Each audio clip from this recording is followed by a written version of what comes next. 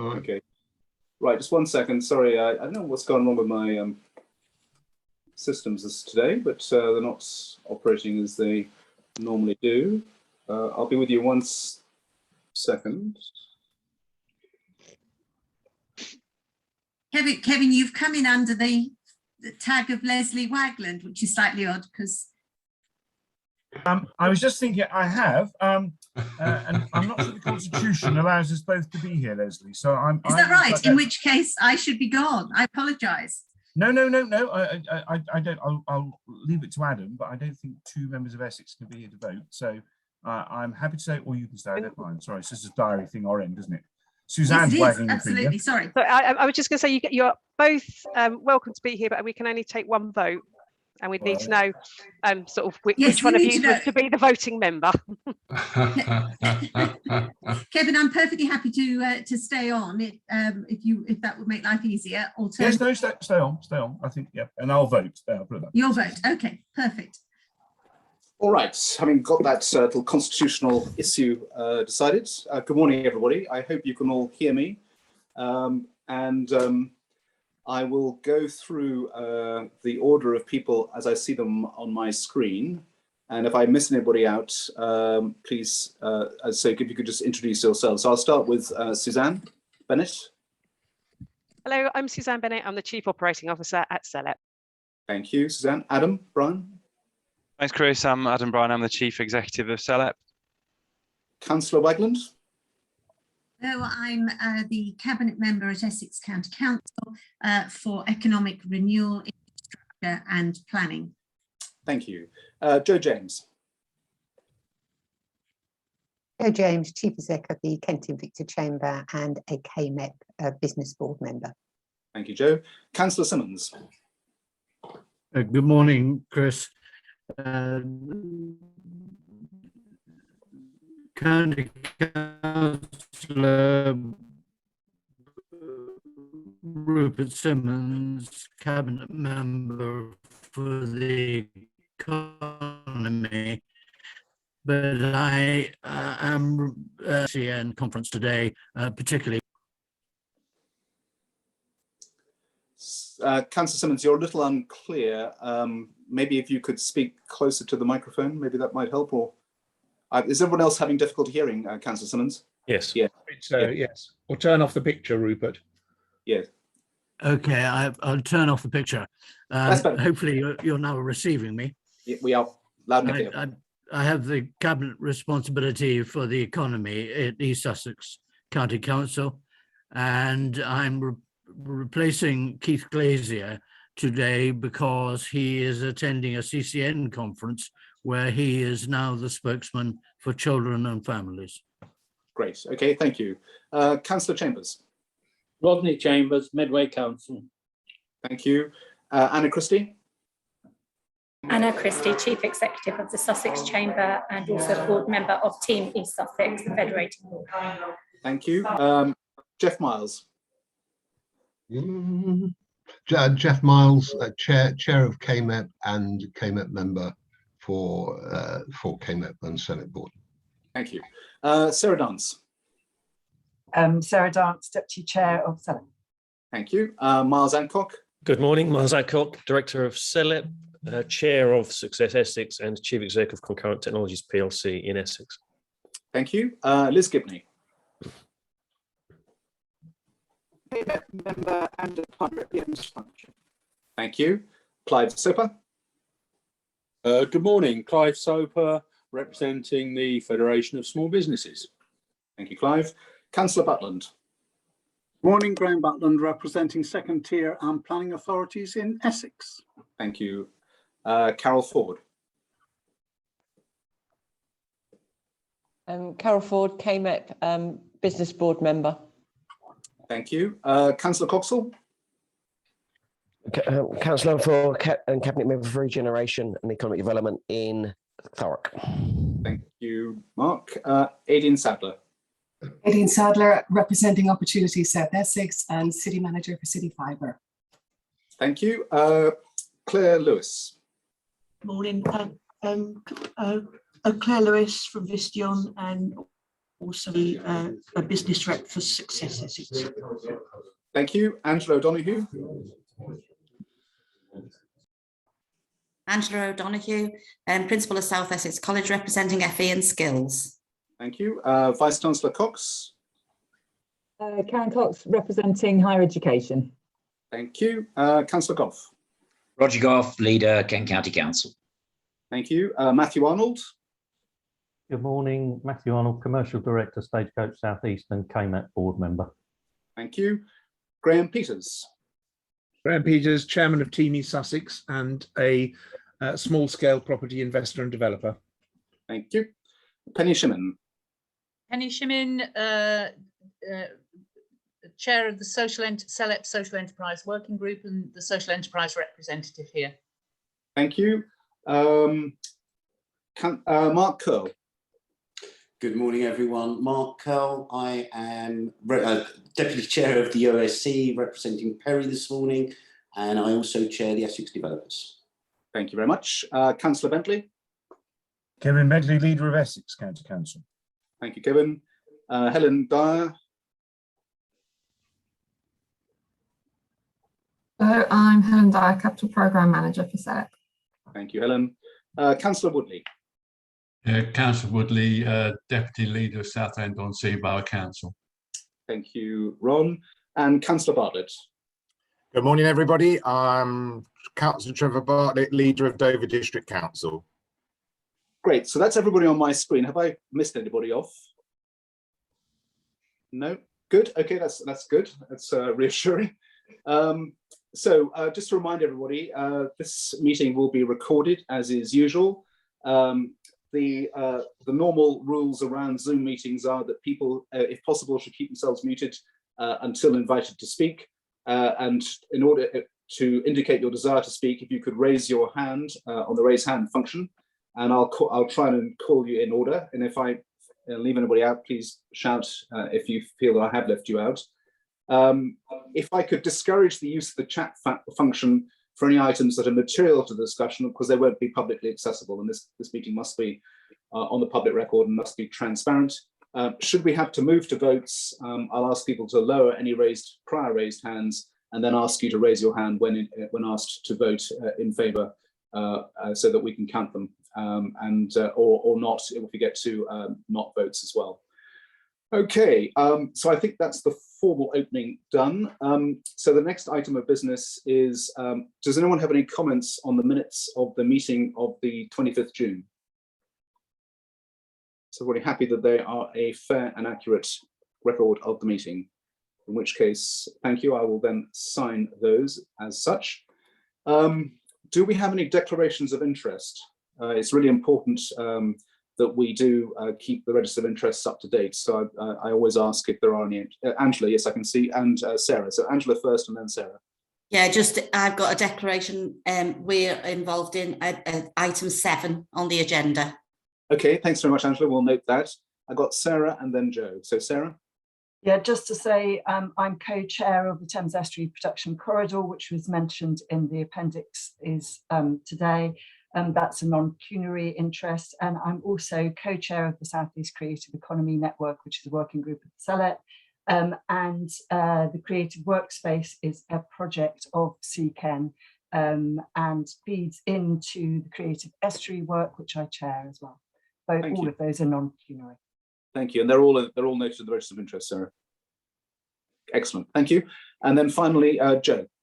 Item 8, the Growth Hub, although it's only an update, Kent and Victor deliver the Growth Hub in Kent and Medway. Thank you very much indeed, Joe. Yeah, that's great. Adam, are there any matters arising?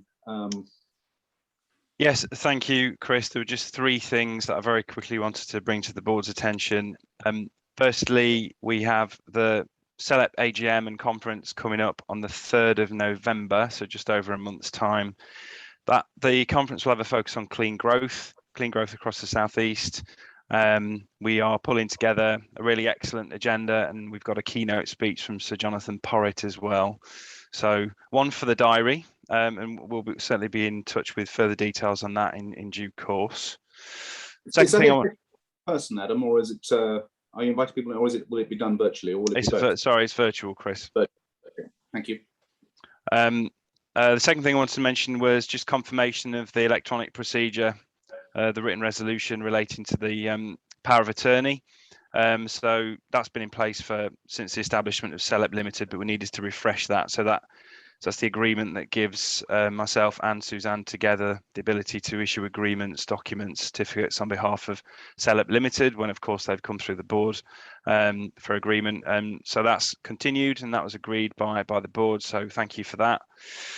The third thing I wanted to mention was just to let you know that our next mid-year conversation with CLGU is planned for the 6th of October, so just next week. We have provided information in advance of that session, as we ordinarily would, but just to let you know, different to normal, I suppose. Ordinarily, we have a discussion around strategy, delivery and governance, and give them a good account of what we've delivered, and it really is a review of what the LEP's achieved.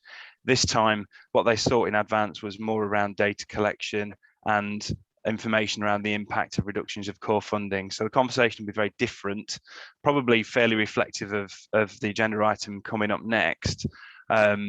Not quite sure what to expect, but it certainly won't be an appraisal of what the LEP's delivered, which is a shame, but we'll certainly take the opportunity to bring it to their attention. But as I say, that's coming up on the 6th of October. Of course, if we glean anything new that we haven't yet heard from that conversation, we'll relay it to the board members as a matter of urgency. That was it, Chris. Okay, thank you. In that case, we'll move straight on to the main item of business, I suspect, or the main items of business that I suspect for the meeting today, which is the evolution of SELEP for 2022/23. Adam, I don't know if it's worth you or me giving a brief update as to where we think things stand in relation to the LEP review before we start. Would you like to do that? Yeah, thanks, Chris. So I hope board members have had the opportunity to have a look through the paper. What we've done in it is try to detail exactly, where we are with government at the moment, but obviously the detail is around how we need to downsize the operation. The LEP review, we think will report alongside the Levelling Up white paper at the end of the month. We don't necessarily expect that we'll get an awful lot. I don't expect there'll be reams and reams of information linked to the white paper about what comes next for LEPs, but certainly we'll be looking at that with great interest, because it will be very impactful in terms of what comes next, and that will be obviously that'll be well discussed in a few minutes' time. So there's been a process that's been led by the LEP network over, well, for the most part of 2021, really, to try and inform that. So there have been a number of working parties put together on a number of themes, and we've reported this to the board in the past. But it's, other things have taken over. I think over the last few months there hasn't been a lot of progress, but obviously because it's linked now to the spending review and to the Levelling Up white paper, it's gone into one of those periods of time where you sort of you wait to find out what comes out from the other end. So so the end of the month, 27th October, we expect to hear.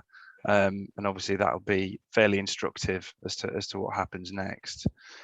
Chris, are you happy for me to go into the meat of the paper?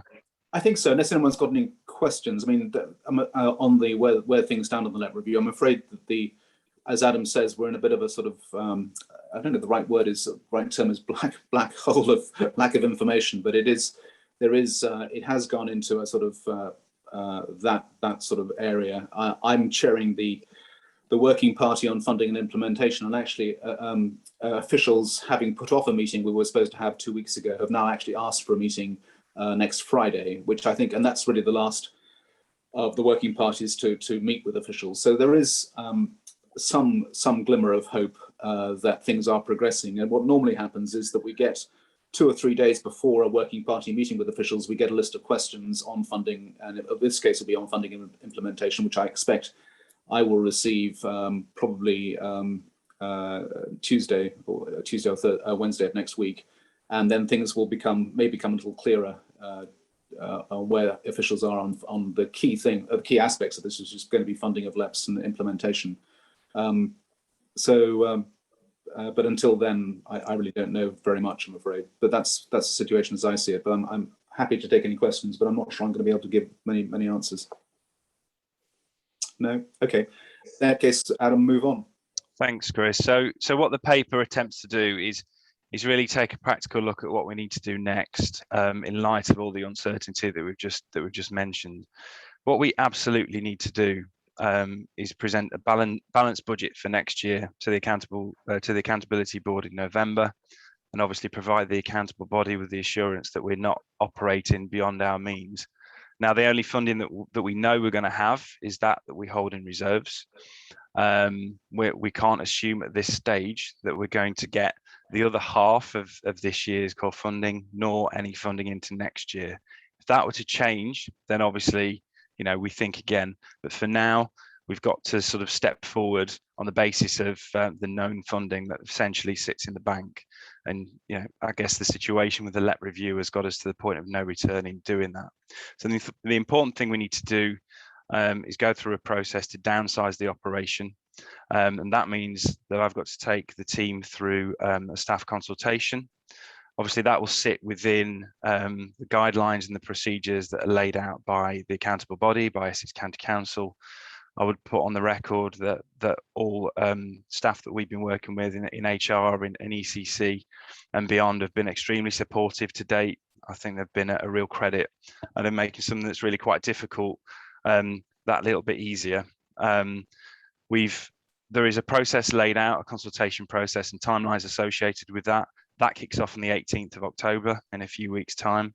It needs to be informed by a take on what we think our working priorities will be. So what I attached to this paper was a spreadsheet, an imperfect spreadsheet that really looks at those areas of work that take our time up.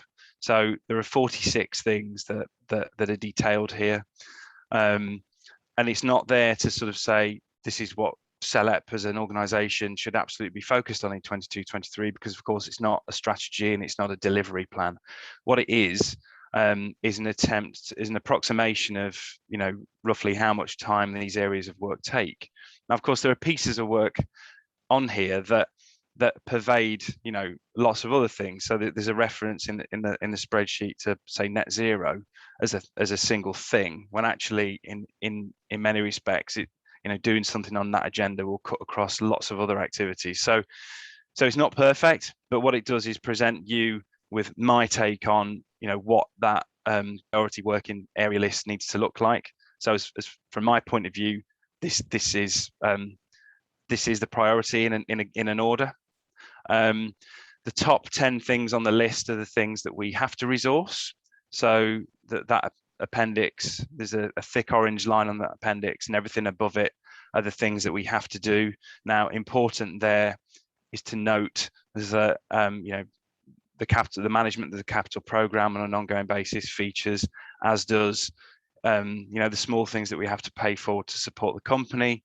Also, the costs of the accountable body as well, because there are certain things that are absolutely fundamental to the way that we operate.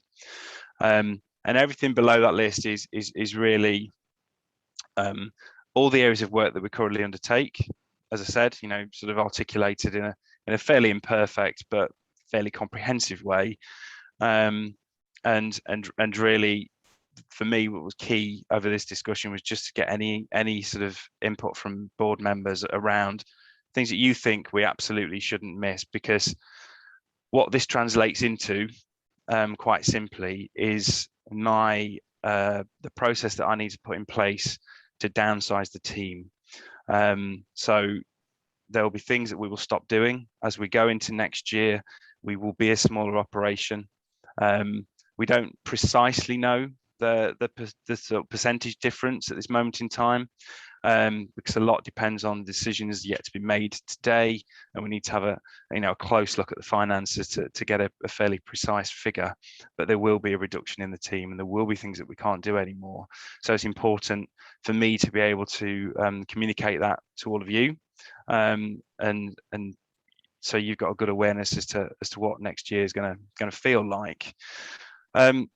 In an attempt to support that, there are a few other recommendations in the paper. So before we get in, if it's okay with you, Chris, before we get into any discussion around sort of working areas for the team.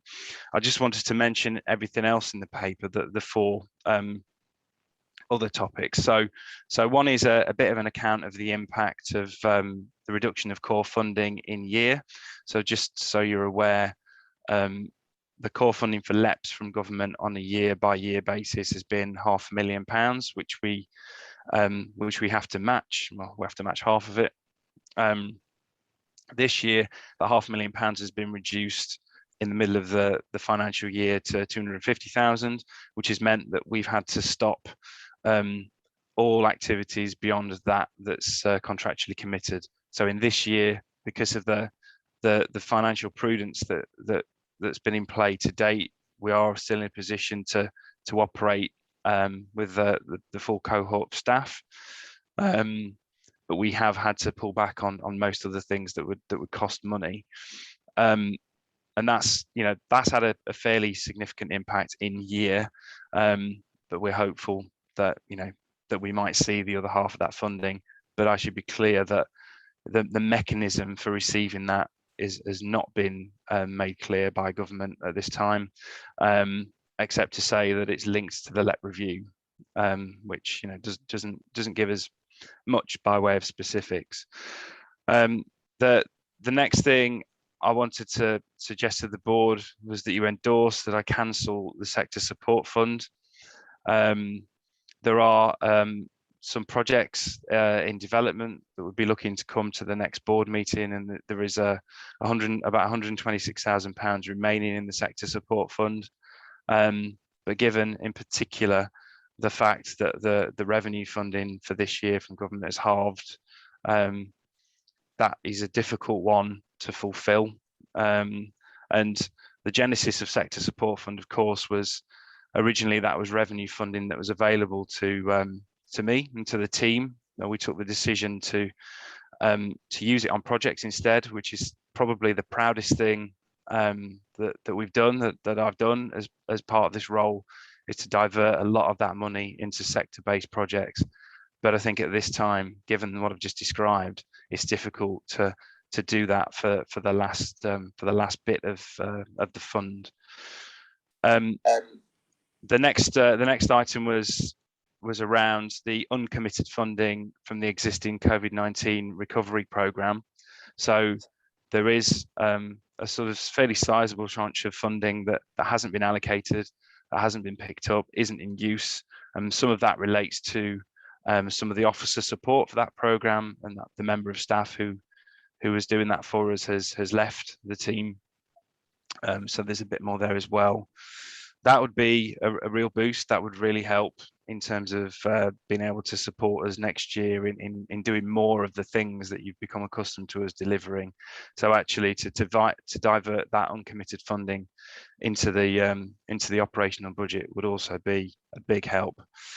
And the last one is a fairly sensible one around agreeing that all investment decisions and all anything that would mean that we would undertake a new sort of contractual agreement or obligation that would require resource in 22-23, that we don't go into those agreements, that we don't take those investment decisions at this time until we know what the future shape of the LEP is. Because of course, if things were to change, then the system that we have in place with the accountability board and how the accountable body supports us would likely change. And I think until we're a little bit clearer that LEPs are going to be here, it feels sensible to not enter into new agreements at this time. There are two exceptions to that are detailed in the paper, that are just about projects that are currently moving forward and just about to go into contract. We wouldn't want to stand in the way of those, but certainly beyond that, it seems sensible to wait for that clarity before we sort of go into more in terms of agreements. So that was the breadth of the paper. I think for me the key discussion is really getting your input around that spreadsheet. What areas of work feel important to you, because I need to be able to sort of talk to my team and know that we've had this discussion, you've reviewed it, and that you're either bought into the way that I've listed it out, or at least, you know, we push forward in a way that you know has taken into account your views and what you think we should be here to support you to do, accepting that it'll be probably slightly less than we've been able to do in the past. Thank you, Adam. So I've got a couple of three people who've indicated a desire to speak. So I'll do it in the order that I saw them. So Councillor Woodley first, then Joe James, and then Councillor Goff. So Ron, over to you. Yeah, thanks, Chair. This is a very difficult, not just for us, but of course for the staff that have supported us over the years and done a fantastic job on all the programme of works that we've gone through, and the growth funds that we've got all received, and the work that we've done. I see it in various ways here. We have to make sure that there is sufficient reserves in our books to any redundancy costs that may come through, and that has to be a priority. We have to look at the financial position of the Secretariat, where we are, and all the programme of works, and we do need to balance that budget. Now, we've agreed in the past that some of the work that's been done, and we've got three lots of funding. We've got the growth fund, the building fund, and the money that councils have borrowed and paid back, or businesses have borrowed and they've got to pay back over 3 years, etc. But they need to be controlled. They still need to be controlled. They still need to be managed. We've agreed that some of these programs of work now will go through into 2023. I think there's some might go past that. And of course, we had to make sure that that's done properly. We can't, and we've allocated the funding to the councils and the organisations. So we've still got to manage it. We've still got to be responsible and have a team responsible for doing that. Because otherwise, we are leaving the accountable body, which is Essex, very much at risk in not next year maybe, but the year after or the year after, because they are responsible. You know, they're the funding people. So I think we need to do a lot more in terms of the support. And I've always said that we have to make sure that the funding is available for that team as a group, as organisations, because we cannot, I believe, we cannot leave the vulnerability of the accountability body isolated in this. And we've got to make sure that the monies that have been allocated are spent wisely and on the projects that we said we need to do. So we need to fund it. We need to fund that element of work that is going to be ongoing for not just for next year, but as I said, forward. So we've identified, and there will be outstanding work. I believe that Adam has to make sure that CVs of his staff are to our HR bodies and our chief executives. I think that's important as well. And with an endorsement from us that we make sure that every opportunity that comes through our organisations, that staff that Adam's got are looked at, and if necessary, prioritised into that work, because they've looked after us. There's a lot of knowledge there, a lot of experience that we don't want to lose or leave.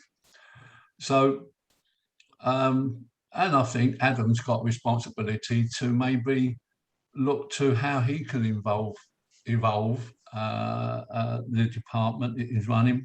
Can he help us going forward on other projects, him and his staff, to manage those projects, make sure they come through? And there's loading in Southend that's happening, and of course more as we move forward in terms of the redevelopment of our towns. So all I want to say here is Adam and the team have got my full support. I believe we need to do as much as possible to hold that team together for as long as possible, because it's important that the programme of works that we put out are maintained and actioned and achieved. Because what we don't want to do at this point is fail. We've never failed as a group, and I don't want us at this stage to fail. And let's hope the government does see some sense, does come through with the finances and the programme and the reinventing of the LEPs that has to take place. And I'm going to shut up now, but can I just say, I hope all of us on this meeting are showing the level of support that we need to make sure that Adam and his staff are there for us going forward. I'll leave it at that, and hopefully you all come through with that. Thank you. Thank you, Ron. Thank you for your support. That's much appreciated. I've got Joe, then Councillor Goff, Aideen Sadler, and Councillor Simmons. So, Joe, over to you.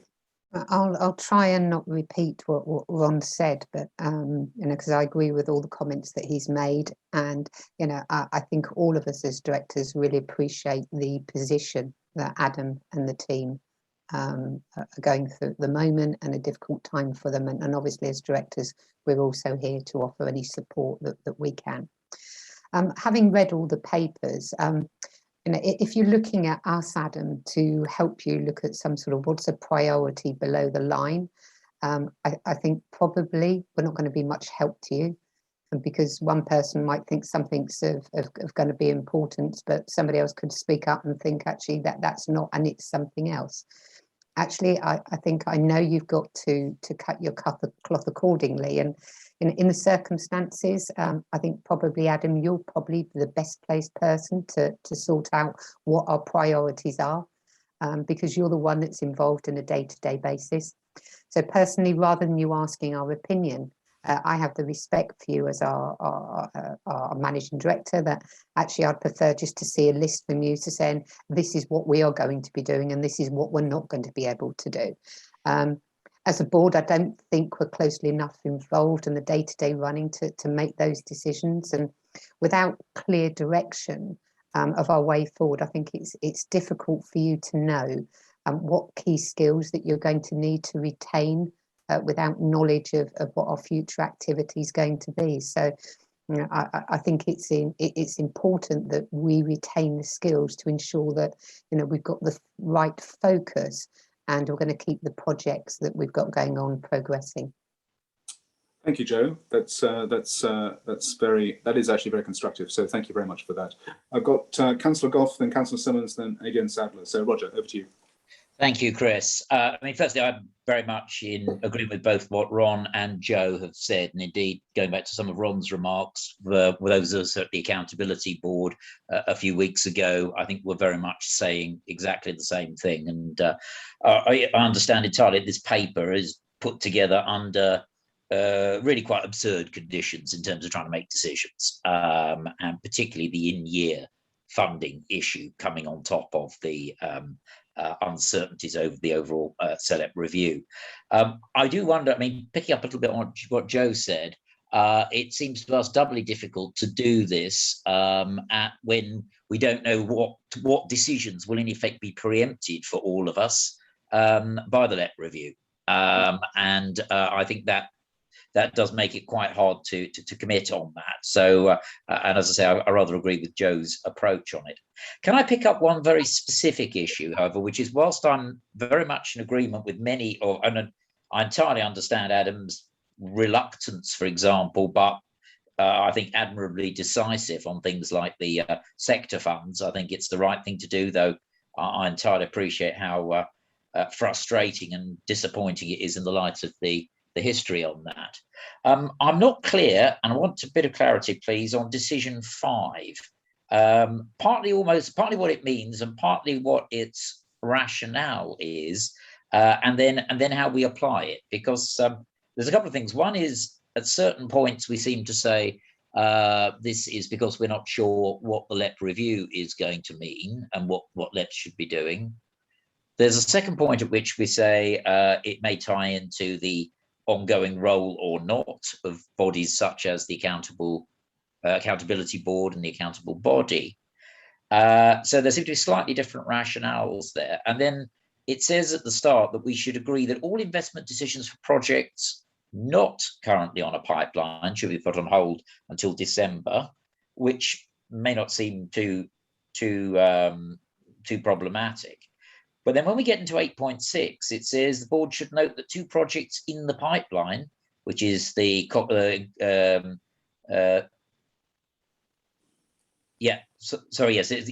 which is the Cockle Wharf and No Use Empty, the latter in Kent.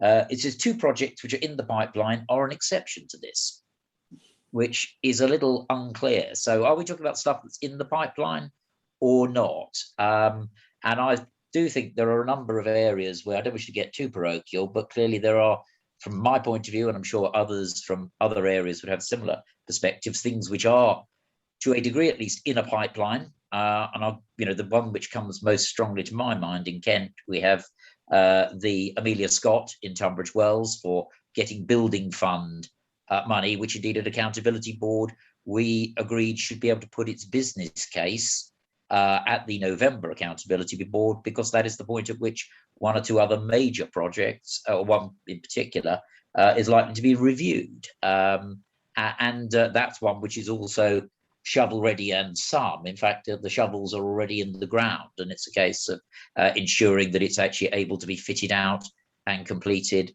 for April next year. So I'm not quite clear. We have a number of others, but I don't wish to, one of which actually is No Use Empty. That's mentioned as a specific exception, but I'm not quite clear on this, because I certainly would be very reluctant to support something which, as I say, made us unable to pursue that decision which we took at the Accountability Board for bringing that particular project in November.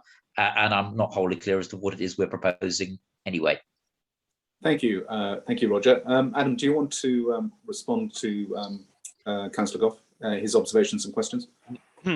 Yeah, thanks, Chris. And I might invite Suzanne or a rep from the accountable body to support me on this as well. I mean, I think the I guess what we're looking at the end of October is if we get a message that suggests or that says that LEPs just aren't going to be there, then I think, all of a sudden that really changes the position that the accountable body would want to take around the sort of future operation of the Accountability Board and the risk that it would be able to bear as well. I think if the message is LEPs will have a role moving forward, then I think we can sort of move forward with some confidence. But it's so unknown that it just seems it seems like the right thing to do to sort of put a pause on sort of entering into those agreements at the moment. I don't know, Sue, could you come in support on this point? Yeah, of course. So there's sort of a couple of elements to this. So there's the piece that if the LEP doesn't exist at all, then obviously there's a lot of work that needs to be done to unpick things.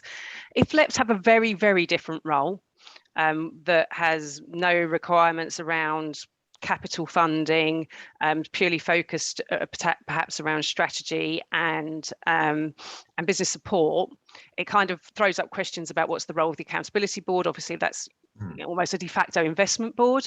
And if there's no Accountability Board then it throws up questions about how the accounting side of things work. At the moment, the external auditors are happy that the money's running through SELEP because effectively Accountability Board are making decisions. If they're not, they probably would not be so happy with that. So there's a whole kind of complex set of questions that need to be answered when we've got clarification.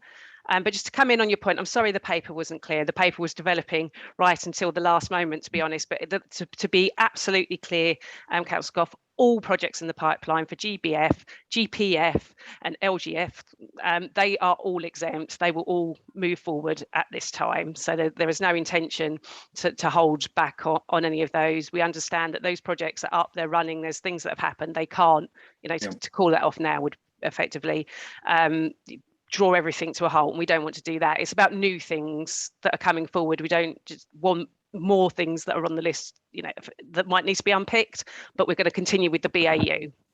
Is that a little clearer?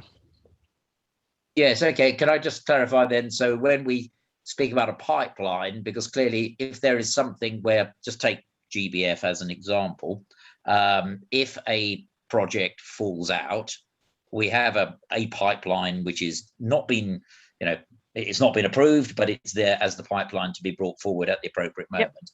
That would be okay under what you're describing, I think, wouldn't it? Yeah. The pipeline has been approved, and there's a prioritised pipeline there ready for when projects fall out. So the BAU, that piece would continue. It's sort of when we start thinking a bit more widely beyond that about new things coming in, and that would seem to me to be entirely right and reasonable. Okay, thank you. I'm content. Okay, thanks very much. Just a reminder for those of you who have spoken, if you could lower your hands so that I don't come back to you unless you actually want to speak again. So I don't know, Councillor Gough or Joe, if you could lower your hands, thank you. I've got Councillor Simmons, Aidan Sadler, and then Councillor Bentley. Thank you very much indeed, Chris. Yeah. Can I start by aligning East Sussex with the sentiments expressed by Ron Woodley? The huge appreciation of the contributions made by Adam and his staff are absolutely central to our objectivity and massively appreciated. Adam has invited recommendations regarding priorities that might be followed. And I would like to make a recommendation on part of East Sussex that there are 7 priorities we would very much like to see highlighted. First is number 11, Growth Hub provision within the scope of the BEIS funding package. Secondly, number 12, the bilateral agreements with government departments and arm's length organisations, such as Homes England. Number 13, it's new strategy development to support sector activities. Number 14, data and intelligence production and provision, but limit the scope of that work. And then communities relating to existing areas of work, number 16, but again, limit scope of work. Number 17, engagement activities with MPs, garnering their support for new strategic agenda. And then finally, partnership work and general stakeholder management activities with business representative organizations, number 18.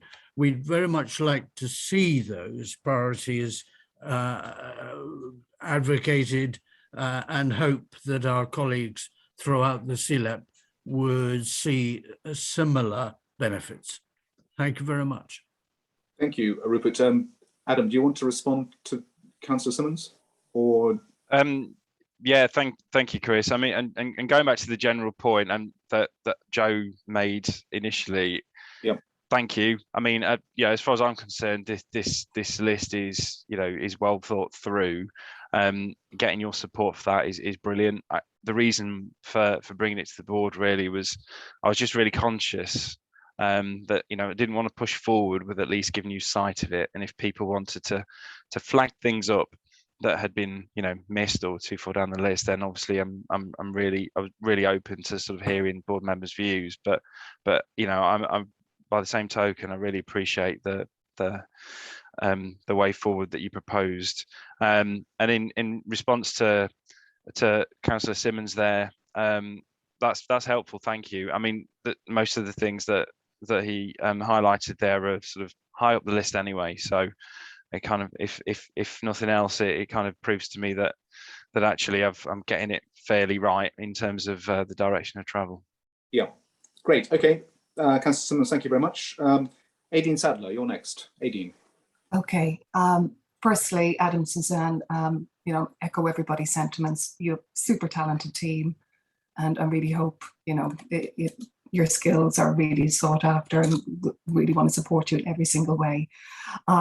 Secondly, in terms of the spreadsheet and feedback, I think it would help from to really distinguish from the imperfect spreadsheet around the priority areas and the tasks and what are tasks, because I think they're two separate things, and I think there might be a little bit of blurred lines going on. With regards to that, for example, item 32, communication on a proactive basis, that will really, that's a task area where you have the major projects group, which has the potential to grow into something really, really significant, the stream of work. So I think that might help shape the priority areas going forward. Definitely data and intelligence is really very important as a strategic regional resource. And also item 26, net zero. This is also an important area, but it's a new area of work for the SELEP. And of course, the strategic skills as well, which has been fantastic, unique selling point for the SELEP, and the fantastic work you've done on that. Thank you, Adine. I don't know if you've got any observations on that, Adam. No, it's really helpful. No, thank you. Very constructive. Thank you very much. And I think just to give a bit of reassurance as well, obviously in going through the next process that I need to undertake, actually breaking this down between sort of priority areas on a more strategic basis, and actually how that translates into tasks will of course be that process that we go through to actually map that out properly. But your steer is really helpful. Thank you, Adine. Thanks, Dean. Councillor Bentley. Thanks, Chris. And call me Kevin. Councillor Bentley sounds very formal. I just want to echo everything that was said, because I'm one of the very few people on this meeting that was here and involved in SELEP before it was called SELEP. In fact, originally put the document together that brought all the parties together, which seems like a lifetime ago now. And we have some very hardworking, dedicated and hugely talented people in SELEP. What I just want to ask is back to Roger's point, and Suzanne answered, about future projects. Because I'm just concerned the government may say, if they decide to wind up SELEPs, they want their money back, and what that actually means. And therefore, there will be a very big lobbying job by businesses, but also very much by local government, to make sure that those in the pipeline, those projects, can be brought to fruition. If they can't, then there's going to be some trouble, I would imagine, because certainly I can imagine upper tier authorities have lots of cash swirling around to pay for them if the money isn't there. So I just wonder whether we have any intelligence what the government wants to do with existing funds. It's a very good question, Kevin, because if SELEP were to disappear suddenly on October the 28th, clearly there are lots of projects in train, lots of money that the accountable body, that is Essex County Council, hold. Are Essex going to oversee projects in East Sussex, for example, or or Kent? It's the ramifications of a disappearance of SELEP are quite broad, quite wide-ranging, and I think would be potentially quite difficult for the accountable body, i.e. Essex County Council. So it's one of the things I wanted to just have. I mean, as you know, we've got one-on-ones planned with all the upper tier leaders, and that was one of the things that I did want to make sure that you were fully seized of, so that we could be thinking about how that might work. Because at the moment, I don't have any indication that the government has considered any of this. If they are going to abolish LEPs suddenly, there is a huge gap, and a gap in the expertise and the teams currently exist within the LEPs. If they were suddenly to disappear in a puff of smoke, what happens? Particularly, and I would suggest that SELEP actually is particularly exposed here, simply because we are by far and away the largest of the LEPs. We have, as you know, we have 35 district councils, we have 6 upper tiers, we have 41 parliamentary constituencies. I could go on, and it's just a huge area. And the idea that Essex County Council are there holding the baby for projects throughout that area is an interesting one, I would have thought, and potentially quite challenging. But Adam, I don't know if you wanted to add to that. Suzanne will come in on this one, so I'll let Suzanne pick it up initially, and I might follow up. Right. Okay, Suzanne. Yeah, sure. Thank you. So the funding that we have for all the capital funding, the conditions around the funding are that it must be spent on capital, and it's only if we break that condition is that it could be clawed back. So I feel fairly confident that those monies that have been passed out to local authorities and have been invested, and as long as it's been invested in line with the funding agreements and with our SLAs, they could not be clawed back. We have got most of the money out of the door now. We're expecting to get GBF out of the door at the end of this financial year. I mean, there is the separate question about the ongoing monitoring and evaluation and the requirements there, which Chris mentions, which is something else that we do need to work through. But I think I can give some assurances around that I don't think there's any basis for government to want to claw back money that has been invested. We have got Stephanie Mitchener sort of sitting in the audience. If you wanted me to bring her in to give further assurance, I'm sure that we could do that. Yep, we're just promoting Stephanie now. Stephanie is from? So Stephanie is representing Section 151 officer. Okay, great. At Essex. So sorry, I don't know if Steph was expecting to be brought in, so we might just have to wait for a second for her to come through. So, but I think that I think it would be unlikely, very, very unlikely that government would be clawing money back. Okay, Stephanie. Yeah, we'll call Stephanie in. Thank you, Chris, and thank you, Suzanne. I think Suzanne has really explained the position very clearly in terms of the accountable body. Of course, we're working extremely closely with Adam and the team, and establishing exactly what the requirements will be. But in terms of the funding streams themselves, as Suzanne has explained, the terms and conditions, the grant requirements that funding has come with are very broad. They're not explicit to the programs delivered through SELEP. They have to be spent on capital, and we've distributed funding to upper tier authorities on that basis. The respective Section 151 officers of each upper tier are then accountable for ensuring that the money is spent in accordance with those terms. And of course, the funding agreements set out the requirements to deliver against the programmes, as well as agreed through the strategic board and through the accountability board. So those are all in place. The Getting Building Fund is, as Suzanne has described as well, the element that still has to be issued through this financial year, but those plans are on track in line with the decisions being taken through the boards. So that is working through. We don't have concerns about clawback on that basis, but it is, as you stressed, the point around ongoing monitoring and assurance of delivery that will sit with the accountable body should SELEP no longer exist. Yeah. The accountable body already has sort of the responsibilities for much of that anyway. Yeah. Thank you, Stephanie, very much. I'll move on to Carol Ford, and then I've got Mark Curl. And Joe, did you want to speak again? You did. Okay, great. So I've got Carol, Mark, and then Joe. And I think we'll give Joe the last word, if that's okay with the people, because we'll need to move on. But this has been a helpful discussion. Carol. Yeah, hello. And Adam, just as per my email just prior to this meeting to you, you know, I do feel every empathy and sympathy with the roles and things that you have to go through now. And the team, in my opinion, have been excellent under your stewardship and along with Suzanne as well. So I don't envy you this task. It's a toughie, real toughie. I do agree with the proposition, though, that the best services that can be delivered and what you can deliver needs to come via the team that know it best. We, you know, with respect to everyone on this meeting, you know, in terms of the directors, you know, that's not us, that is you, Adam, and your team. And the other thing that I think that's important to say is that you've got the knowledge, or the team has the knowledge, experience with regard to the roles that might be needed going forwards in terms of whatever this might look like.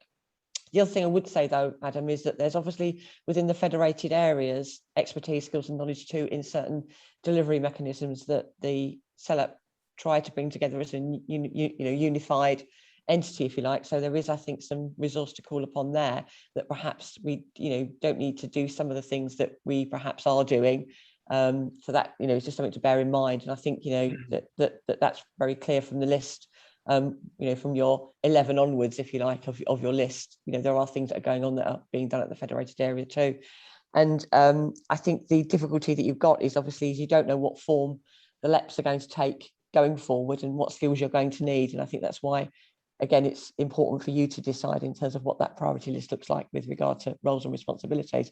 I have got a question though, and this is perhaps my lack of experience or knowledge is on 8.4. And I think you've been kind of talking about this just with the previous conversations that have been going on. And that's really regarding this move potentially. And I get the feeling from what's being said is that there is a real possibility that the LEPs are going to be done away with. Just from the feeling that's coming out from what's being said. Obviously, we then as a board have got a situation there where we're flipping from being an accountability board, i.e. Essex Council looked after, if you like, board into being a limited company board. So therefore that, from the 8.4 note, I just want a better understanding of what that might look like and what that responsibility or what that mechanism might be. So that's just to help my understanding, if that's okay. That's a good question. I'll ask Suzanne, who's our expert on this, to answer. Thank you. So currently, SELEP Limited Board, this board is the board of a limited company.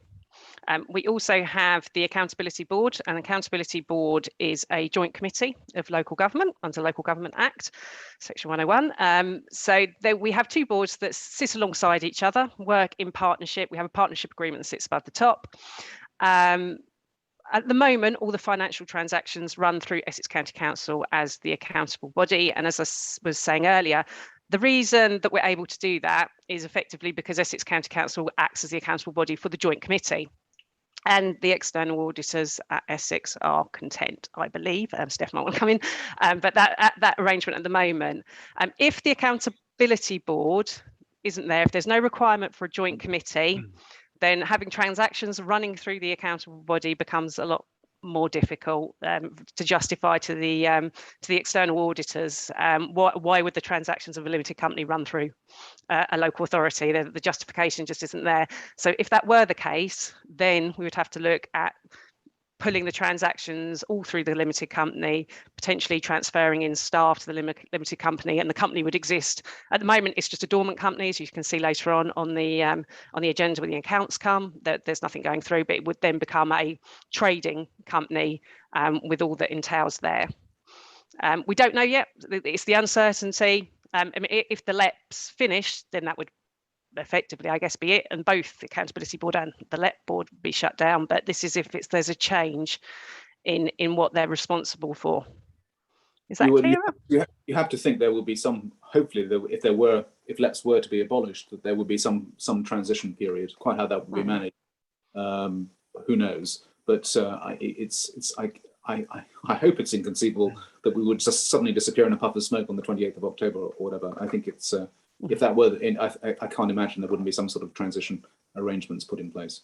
I just got the feeling from what's being discussed that is sort of kind of a likely position, or is it just everyone being very negative? I can't quite work out yet. It's sorry, Chris. Yeah, I was just gonna say it's just one of the possibilities that we have to try and plan for. Yeah. Okay. Adam, do you want? Very quickly, I just wanted to address a couple of other points that Carol made, and they're very well made as well. So thanks, Carol. The point you made around federal areas and the sort of activities that are undertaken across the LEP, obviously it's one of the things that characterises us as a LEP and makes us quite different to many others. One of the things that I've kind of made reference to in the paper, and I think is important one to consider, is when moving forward, if government say LEPs have got a new set of responsibilities around a new range of things. Let's just take, for example, they are inward investment, innovation, net zero, those types of topics. In our area, we fully recognise that there are lots of activities that are undertaken on a, say, sort of federated area basis or a county basis or whatever. So we're fully cognizant of that, and we would need to be really sort of intelligent in terms of working out where we can add value and where we shouldn't get involved, and it's a bit more complicated for us than it would be for other LEPs, but the point's absolutely not lost, and we of course would want to sort of do things that add value, we know that a lot of those things happen most sensibly at a different spatial scale, but also we know that we can bring something extra. So that'd be something that we would work through, and that would be, and if we had a way forward that was, renewed and refreshed and more strategic, actually that would be quite an interesting challenge to sort of identify, a new way of operating that again kind of made sense across the whole area, recognizing that there are so many things that happen at that lower spatial level. So that's a really key one, and it is a good point to make. The other thing is I perhaps should have said it earlier. The consultation that we're going through is going to be in 2 stages. This first stage that we're describing today is about making sure that we can operate within the budget that we know that we have. When we know more about, the LEP review, we know what funding is going to be on the table or otherwise, we're going to have to do it again. And that's really around responding to the knowns, as opposed to sort of, trying to reduce the operation to fit within what we know we've got in terms of the budget. So if government come and say, right, we're going to give all LEPs £15 million to create super teams, then the second consultation will be very different. But if it's different to that, then, or indeed if they say, LEPs have got core funding at the sort of previously known levels for the next year or two, then equally, that second consultation will be an exercise where we might bring in, new staff. But simply this first one has to happen because we have to operate within budget. So it's a moving feast where we're dealing with what we know we've got. And when we've got, any clarity whatsoever as to what comes next, then we'll go through that process again. But I just wanted to sort of make that clear, really. And I've been really grateful for people's comments thus far. Thank you, Adam. Okay, we'll move on then to Mark Curl. Mark. Thank you very much. I just would like to start with just echoing what everyone has said here. One of the questions or considerations with regard to the list is really, is there going to be some consideration here for some of the items that are strategically linked? So if I pick on, say, item 26, zero carbon, 27, strategic skills, 38, housing agenda, I personally see all of these as fairly well linked together. And I'm just asking the question of, is that part of the consideration process where they obviously have a knock-on effect? Adam, do you want to respond to that? Yeah, absolutely. We would need to take a view on, we would want to have all things being equal, the strategic role of the LEP would be important. And, folks in the strategy part of the team who have supported working groups in the past we've long since recommended that we move to a sort of strategy network type approach where we would engage slightly differently, but obviously it would demand a different level of resource. So I would love to think that we could still have an impact across all of these agendas, but actually the exercise we need to go through first is really to identify, what are the fundamental things that we have to do? What do we think government are going to ask us to do? And then, it's such a moving feast, Mark, that, give it some months down the line, it could well be the case that we're in a position where we need to sort of, expand that bit more or kind of, do that a bit more. There are areas of work that are further down the list that we've put further down the list because we've heavily resourced them in the past. It doesn't mean necessarily that we won't do anything ever again on those things. It just means that, it's about the resource and how much we're able to put into it. But we certainly wouldn't want to let go of something so critical, because you never quite know what's around the corner in terms of what government would request of LEPs in that circumstance. Thank you. Okay, thank you. So Joe, your hand has come down, but I assume... Yeah, no, looking at timing, we're way behind so far. So Yep. I will just put my comment to you and Adam directly after the meeting. Okay, thanks, Joe, very much. Okay, so what we're being asked to do is to agree the priority areas of work for SELEP for 22-23, bearing in mind all the comments and observations that have been made this morning. Is everyone happy to agree that? Yes, thank you. To note the current reduction of core funding and its ongoing impact on the SELEP Secretariat and its ability to perform against the delivery plan for 21-22.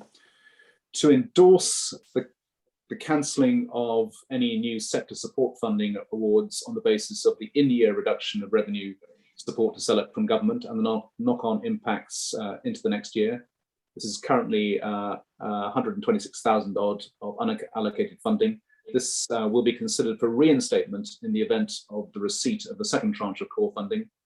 Should that not be received, that money will be diverted to support the SELEP operational budget in 22-23, subject to accountability board approval. I'm happy to endorse that. Agreed. Thank you. To agree to divert the uncommitted funding from the existing COVID-19 programme to support the SELEP operational budget in 22-23, subject to accountability board approval. This is estimated to be around £450,000. People happy with that? Agreed. Thank you.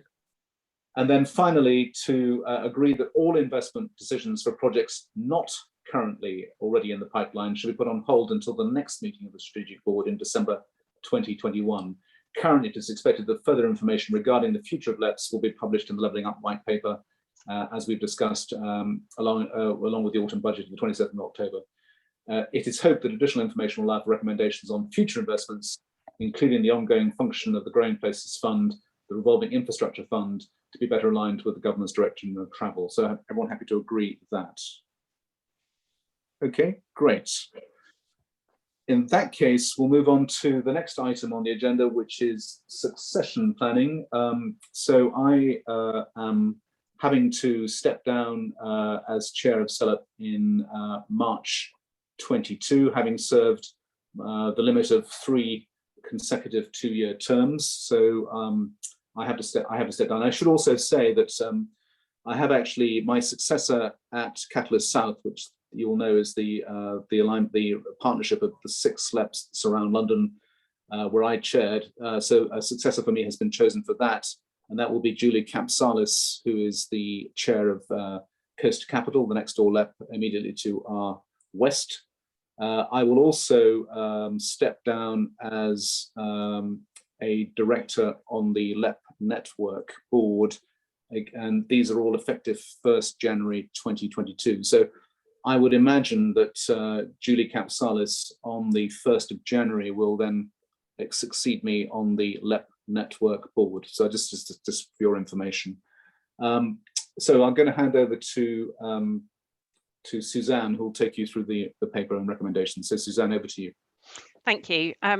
To try and make a little bit of time up, I'm going to take it that the board have read the paper, the report is presented, and there was just some points that I wanted to flag and just re-emphasise some issues and some risks. So on the allowances for the chair and the deputy chair, given our earlier conversation, the recommendation to remove the allowances is because of the substantial financial risks that we're currently facing in next year.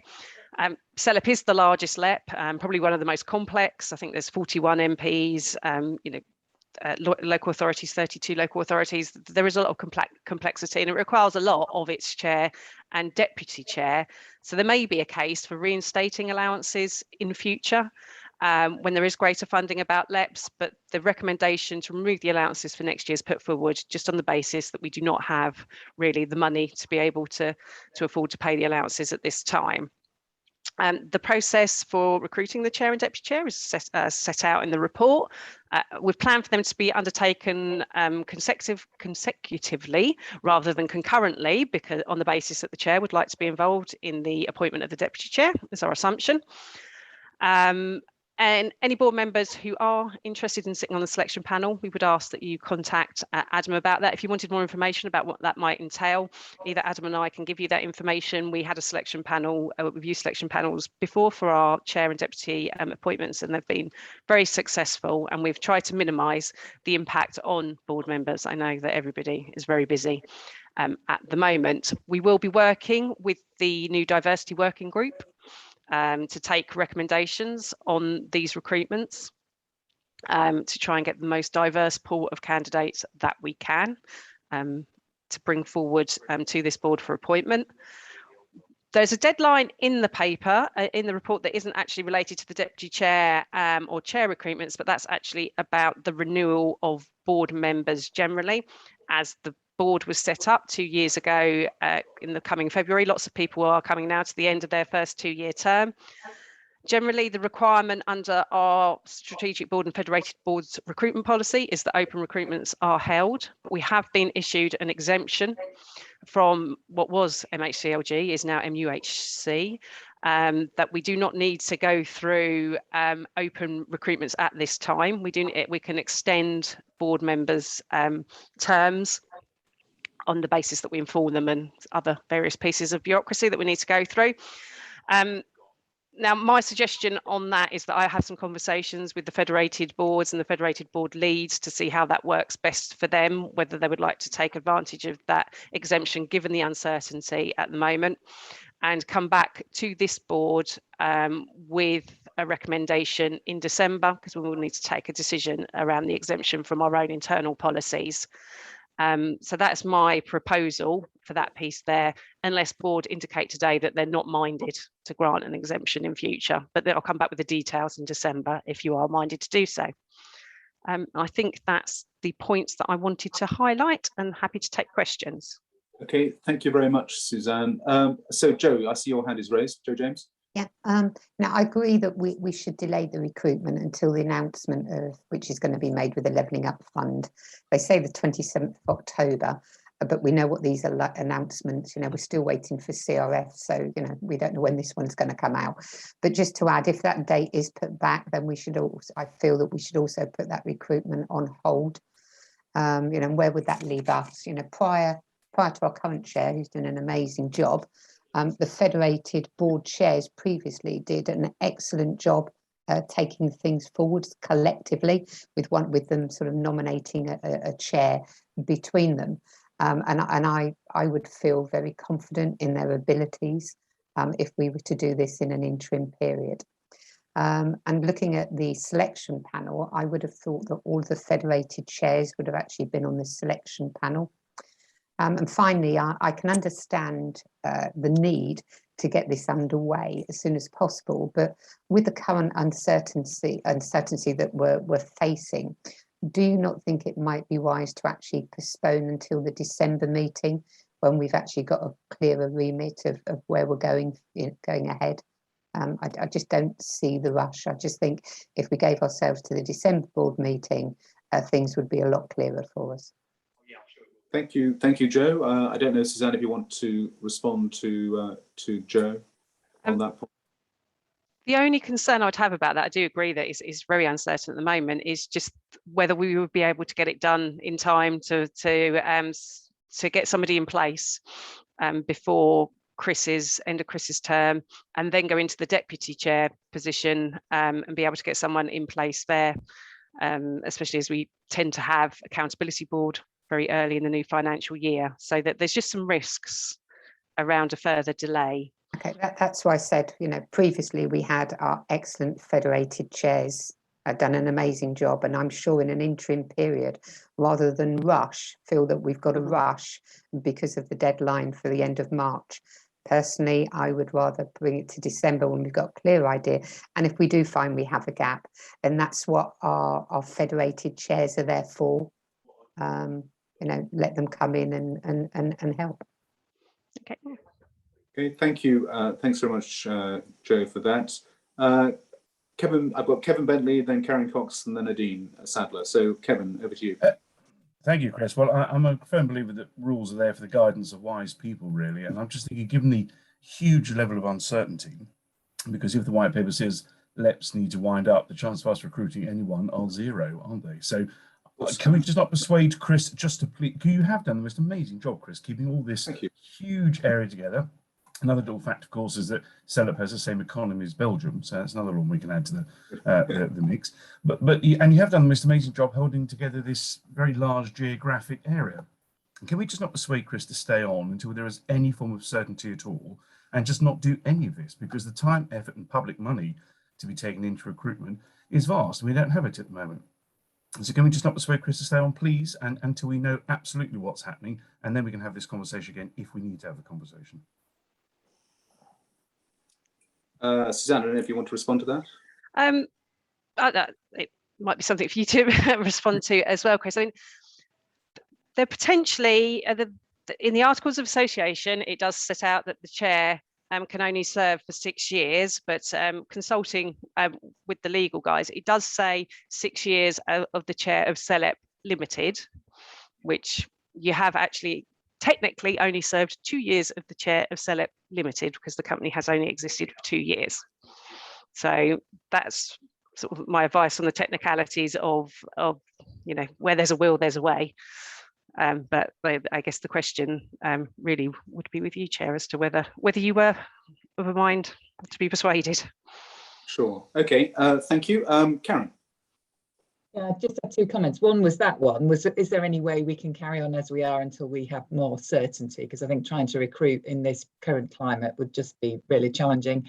And I think, again, my comment linked to that is made even more challenging by, I completely understand the point about not offering any payments for these roles because of the situation we're in, but it will impact on diversity. It's been seen elsewhere. I know there's a comment made about quality of candidates. It hasn't been restricted elsewhere, but it does, because you're just limiting the pool of people who are able and to take on something without any remuneration. So just wanted to flag those 2 points. Those are both very good points, Karen. Thank you very much. Those are well made. I've got Aideen and then Carol, and then Rupert Simmons. So Aideen. I would just like to echo Karen's comments really around the whole diversity. I don't think right now is the time to go headlong into recruitment. We don't really know what we're looking for, and also what comes out of that. What comes out of where we're going and what the future direction. So I think really I think it'd be very prudent to have a pause in recruitment and see where we go from there. So Chris, if you could stay on, that'd be great. Absolutely. Okay, thank you for that, Aideen. Carol. I'm afraid I'm going to agree with both Karen, Aideen and Joe James and everyone else that's spoken. Basically, I think that it isn't the right time. It certainly is not with regard to taking away the remuneration with regard to diversity and using that as a champion. And Chris, you've done an amazing job. And if we could, then that would be great. And if we need an interim solution, then I think Joe's idea is a really cracking one. So there you are. Okay, thank you very much. Rupert Simmons next, and then Anna Christie, and then Ron Woodley. Thank you very much, Chris. I think I would follow the comments made by Kevin Bentley. First of all, the new appointment, or the very recent appointment of Michael Gove, may well change the direction of travel of this government. And to presume the end of the SELEP, or indeed LEPs across the country, I think may be presumptuous at this time. The continuity of our vice chair and our three vice chairs and our deputy chair will be incredibly important if we go through the transition period. So I would certainly wish to see those appointments extended throughout the inconclusive time ahead of us. And I hope that continuity would see us well provided for in whatever model we are then presented with in the way forward. Thank you. Thank you, Rupert. Anna Christie, and then Ron Woodley. I believe it's already been covered by everybody, but I agree with all the comments made. Now's not the right time to consider a recruitment process. And we discussed this at Team East Sussex as well. And it was agreed that we would like to extend the appointments terms by another year. And I believe that should be also for the other federated boards as well. Now is not the right time to look at a recruitment process. Thank you. Thank you, Anna. Okay, understood. And then Ron Woodley. Yeah, I totally agree. We shouldn't try to disrupt at this point in time, but if we can't extend, could we not just swap you and Sarah around? Okay, thank you very much. Okay, all right. Any other comments, observations? No. Kevin, does your hand is up still? Well, I just put it back up. Just a final bite of the cherry before you come and tell us what you're going to do, Chris, because I hope the answer is yes, given what we've all just said. I'm just of the opinion that the rules are there for the guidance of wise people. Susanna, I think, basically said yes, because you would have been chairman of the SELEP Limited company. Yes. So the answer is yes, you can do it. But also, I was just pondering, these are rules written by us, for us, and by us. So what's the sanction to us if we don't do this? I suspect nothing. So let's get on with it. So from government has certainly given an exemption to allow this to happen for precisely this reason. So I mean, well, well, first of all, thanks very much for your comments, which are appreciated. The issue I have is that you may know that it's on my declaration of interest that I'm chair of the Commonwealth Sport Foundation, and the next Commonwealth Games are being held in Birmingham in the summer of 22, and I anticipate that the period next from 1st January through till after the Games will be exceptionally busy for me. So that was why I was one of the reasons I was quite happy to be. But if the overwhelming consensus from the board is that that they would like me to extend for this period of uncertainty, and as soon as the uncertainty is resolved, if I could have your agreement, we would then, if we can agree once the uncertainty is resolved one way or the other, that we will then move either to, if there's no future for SELEP, then obviously I'll stay to turn the lights off. But if there is a future, that we then move very smartly to recruit my successor. If I can have that agreement from you all, then of course, if the board wish me to stay on, I will find a way of making it happen. Both agreed and appreciated. Thank you very much, Chris. Okay, all right. What we need, Suzanne, I'm just thinking, and Adam, is that what we'll do?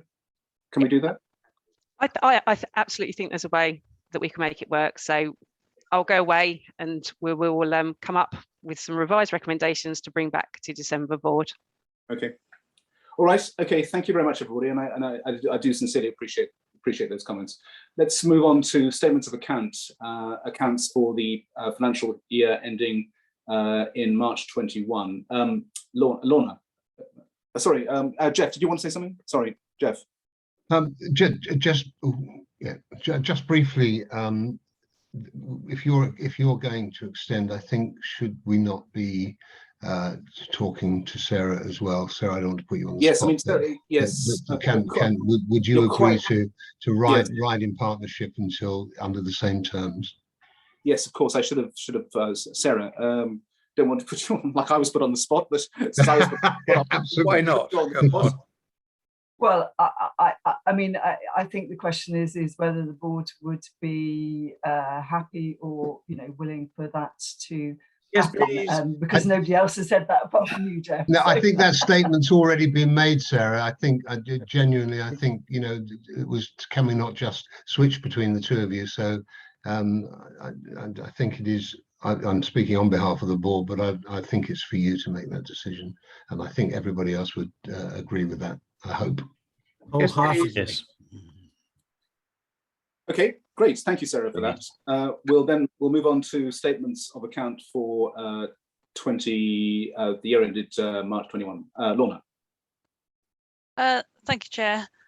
So this item brings forward the statement of accounts for SELEP for the financial year for 22-21 for consideration by the board. And in addition, for the first time, it also brings the company accounts for South East SELEP Limited for approval. First, I'll just briefly explain why we have two sets of accounts, in case there's some confusion.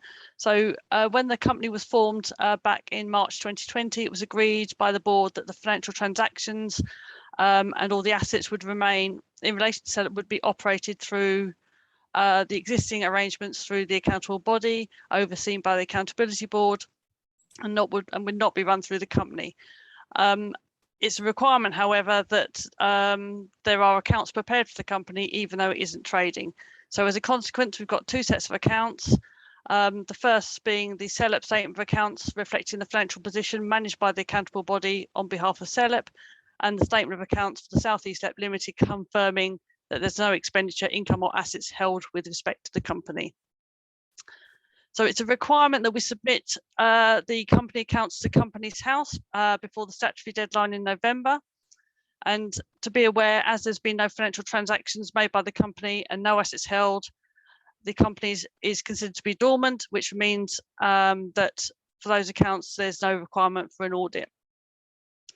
The SELEP statement of accounts, however, have been subject to external audit as normal, and this the outcome of this has given assurance that they correctly reflect the overall position for the year, and that they are material in all respects in accordance with the financial reporting provisions of the Local Authority Code of Practice, and there's nothing from the auditors to report to the board to suggest that there's any inaccuracies or misstatements identified within those accounts. So that's a very positive outcome for us. Reflecting the overall position, in recognition that some board members not familiar with the local authority accounting format, tables have been included in the overarching paper to kind of summarise what the overall position is. And if that's okay, I'll just quickly share those now just to run through the overall position. So, sorry, hopefully that's, nope. Yeah, it's starting to work. That's fine, Ronnie. Yep, you're all set. Thank you. So, come on. Right, so the first table here is reflecting the summary income and expenditure, and that demonstrates that the overall expenditure exceeded our income through the year at 354,000. This was actually less than had been budgeted for, which was a positive outcome for us. But it meant that we had to reduce our operational reserves in year by that amount. But that does reflect what was budgeted and had been planned for.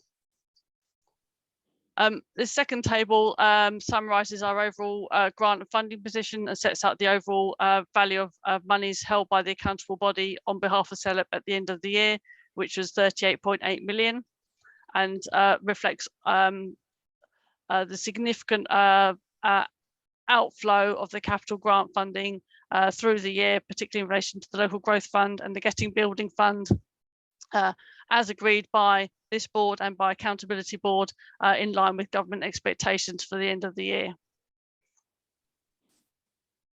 So just to summarise quickly in terms of the overall balance sheet position, this is the simplified balance sheet that's included in the paper rather than the balance sheet within the accounts, which incorporates the non-cash transactions that we have to demonstrate. But from the board's perspective, and kind of the key overall position, it sets out that our operational reserves at the end of March 21 was at 972,000.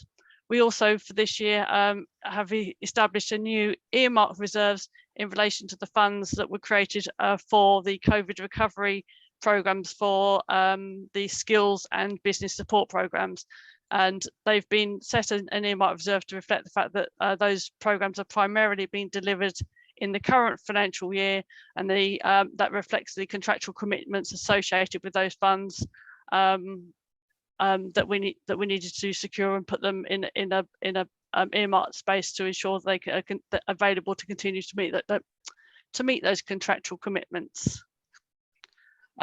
Just to briefly make mention, given the context of the conversations had in the first item on the agenda, the paper includes the current forecast position that we've set out to Accountability Board last month in terms of our overall reserves position. So it shows the 972,000 that we brought forward in current year. There's now plans to utilise some of those reserves in this year, given the fact that we've not received all of the funding as anticipated by government. And that suggests that the position for next year that we have in terms of known available funding is 962,000. that's forecast based on our current expectations for this year. And so that's the position that we're reviewing with Adam, Suzanne and the team to look at what the budget implications for next year are going to be, what our commitments are going to be against that, including those obviously of the commitments of the accountable body. We've always set aside a minimum value in those reserves to assure that redundancy costs can be covered.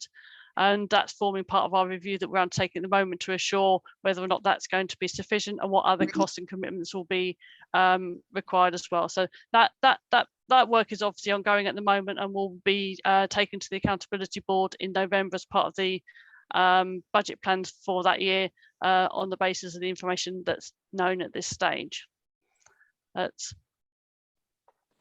I'll pause there, attempt to stop sharing my screen.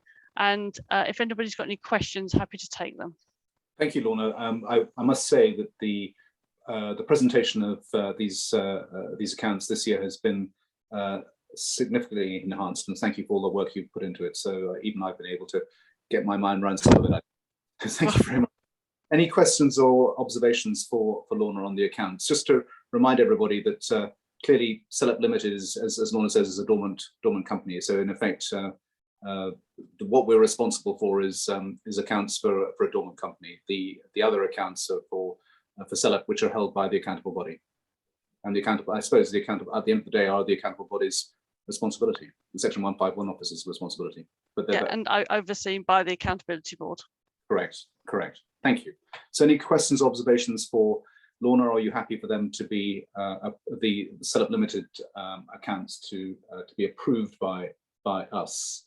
So what we'll be asked to do is confirm that we consider the SELEP Statement of Accounts 2020/21 and approve the South East LEP Limited Statement of Accounts for 2021. Are you happy to do that? Agreed. Great, thank you very much. Okay, let's move on to the capital programme update. Helen Dyer, I think you're going to take us through the paper and a couple of things that we have to agree.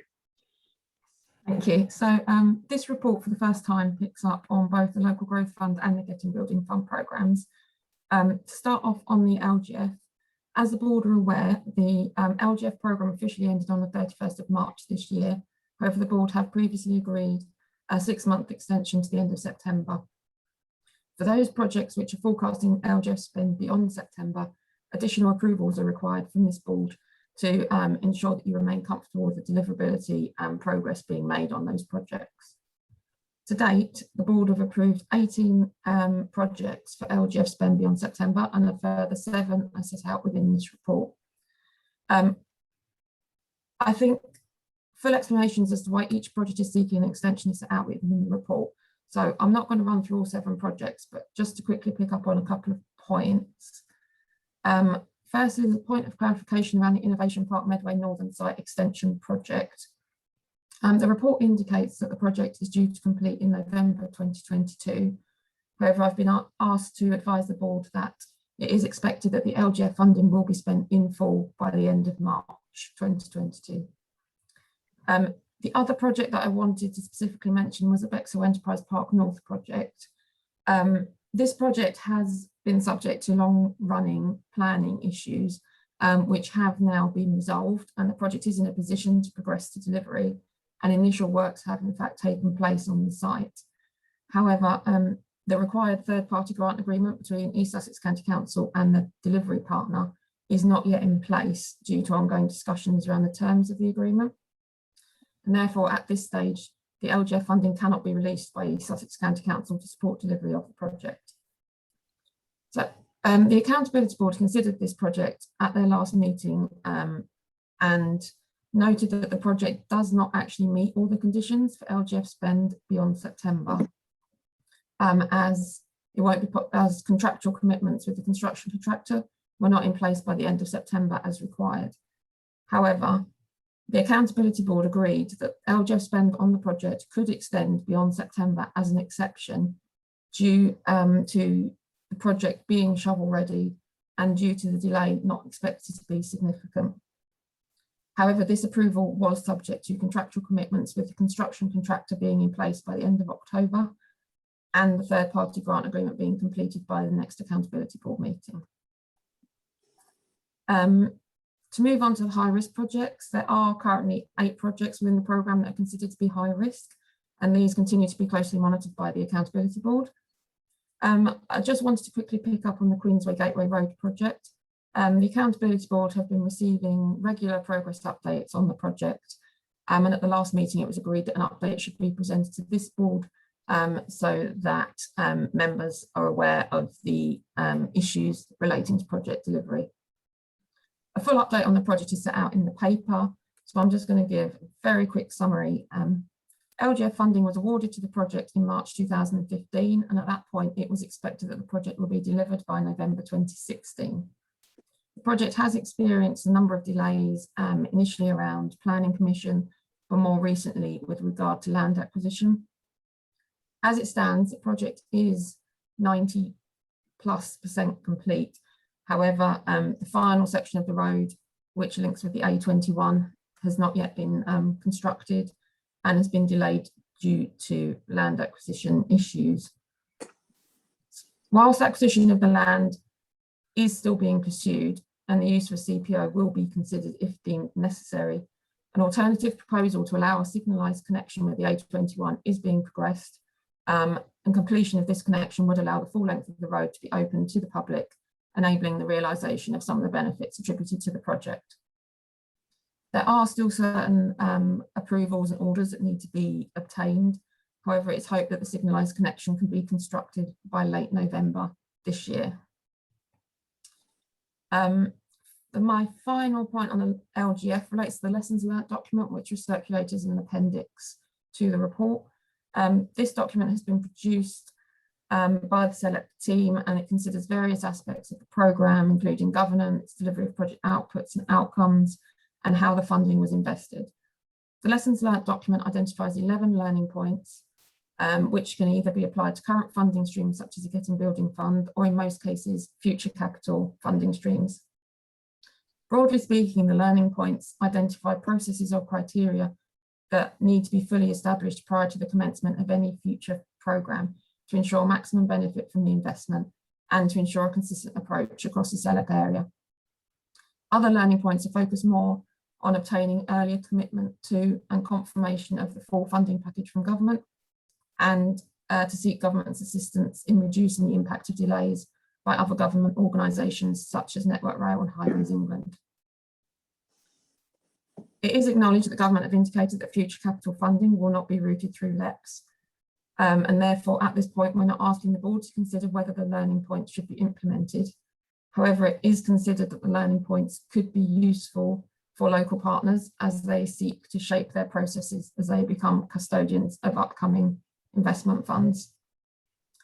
I know we're running a little bit short of time, but we were interested in hearing any thoughts you might have on the lessons learned document. I just wanted to flag a couple of points very quickly on the Getting Building Fund.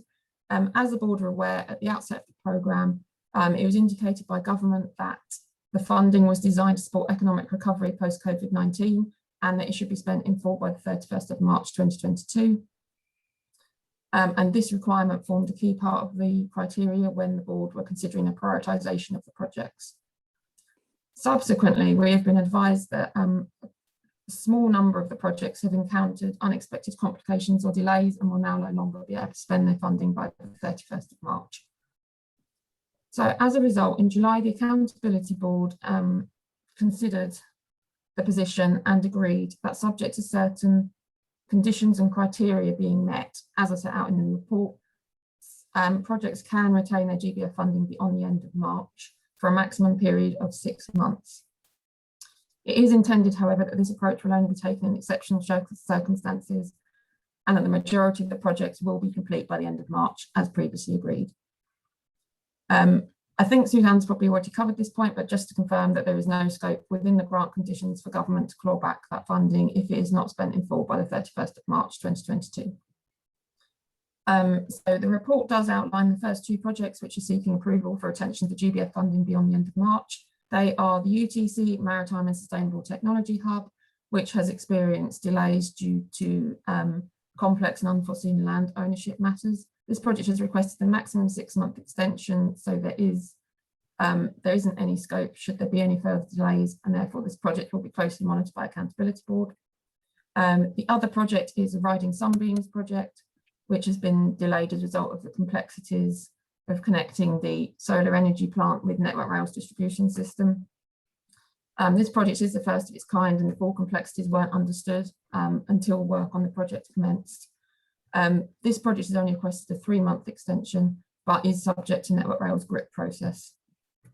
And finally, just to note that as with the LGF, any identified high-risk projects will be closely monitored by the Accountability Board. And as the board are aware, there is a GBF project pipeline in place, which will allow the reallocation of funding if any of the approved projects are unable to deliver in accordance with the requirements of the programme. Thank you. Helen, thank you very much. So some important points raised by Helen there. Has anyone got any questions or comments for Helen on the matters discussed? Councillor Simmons, yeah, Rupert. And then I've got Rupert and then Carol Ford. Rupert, you go first. Thank you very much, Chris. First of all, I would just make a statement that I am no longer a director of Sea Change Sussex, and therefore have no need to declare an interest. Thank you. I think East Sussex would wish to support in full the recommendations from the Accountability Body, and therefore support all the recommendations being made. Thank you. Thank you, Rupert, very much. I've got Carol and then Sarah Dance and then Councillor Chambers. So Carol. Thank you. I'm just picking up on point 6.19 within the document with regard to the agreement at the Accountability Board that if the risks can't be fully mitigated at the next meeting, which is the 19th of November, then the project should be removed from the programme. I'm just very conscious of the fact there's a couple of projects, and one in particular, the Amelia Scott, and I think the other one is the Princess Alexander, that basically are in good ready positions to go. And I know the Amelia Scott is a building that's actually already built, and it's just seeking additional funding with regard to completing the actual project for the fit out. So the building's actually up. It's about fit out, and it will be completed if it gets this 1.4 million by April, I think, by the time April comes.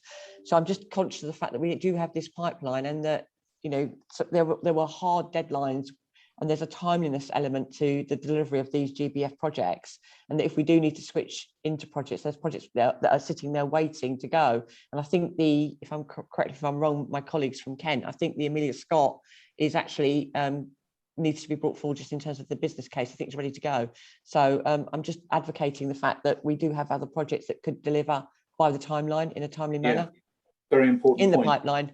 Yeah, very important point, Carol. I don't know, Helen or Suzanne or Adam, you want to respond to that, because that is an important point. Yes, so it was agreed at the last Accountability Board meeting that the Amelia Scott project could bring their business case forward to the November board meeting to allow a funding decision to be taken at that meeting if the Fast Track Business Solutions project is unable to meet those conditions. I will also speak to Essex County Council about the Princess Alexandra project. Okay, thank you. Yes, I think we need to keep this under close watch, clearly, because it would be a shame if Amelia Scott didn't get the funds that because someone else was sitting on them and not able to use them, and the money goes back to government, which would be unfortunate to say the least. Okay, so your point's well made, Carol. I've got Sarah Dance. Thanks, Chris. Just to say, obviously, as chair of the Accountability Board, you know, it's really important. It was a request from the board that we do the lessons learnt document, and even if we are not doing capital funding in the future, it was super important to me and the rest of the board that we have been through a lot of learning through all of these processes, a lot of thinking, and I think it's really incumbent upon us to share some of that learning as far and as wide as we possibly can. Absolutely, absolutely. Thank you, Sarah. Councillor Chambers. Thank you, Chris. I'd just like to thank Helen for the clarification on Innovation Park Medway, but I would like that clarification to be reflected in the minute, because we've had a number of the extensions to the spend, and we gave a commitment that we would meet the extension of spend of Growth Fund to March 22. But if the minute appears as it is, it would seem to indicate that we are not meeting that deadline. And we gave a commitment to meet that deadline. And I would like that to be reflected, although there is going to, the actual work is going to run over. We will have spent the money at the deadline, as I suspect that applies to a number of other projects which are indicated with an extension here. But I would just like that clarification in the minute that the intention is to meet our Growth Fund spend deadline. Thank you, Rodney. I don't see a problem with making that, making sure the minutes reflect that particular point. So we'll make sure that happens. Okay, in that case, what I'll ask you to do is to agree the LGF spend beyond 30th September 21 for the following projects, which is the new construction centre at Chelmsford, the Strood Town Centre journey time and accessibility enhancements, the Innovation Park Medway Northern Site Extension, the Bexhill Enterprise Park North, the Kenton Medway Edge Hub, the Mercury Rising Essex, and the Southend Airport Business Park. Can I have your agreement to extend the deadline beyond September, well, beyond yesterday? Thank you. Agreed. Great, thank you very much. And then I need agreement from you that the Getting Building Fund spend beyond 31st March 2022 for the following two projects, which is UTC Maritime and Sustainable Technology Hub and the Riding Sunbeams projects. Can I have your agreement to that? Thank you. Agreed.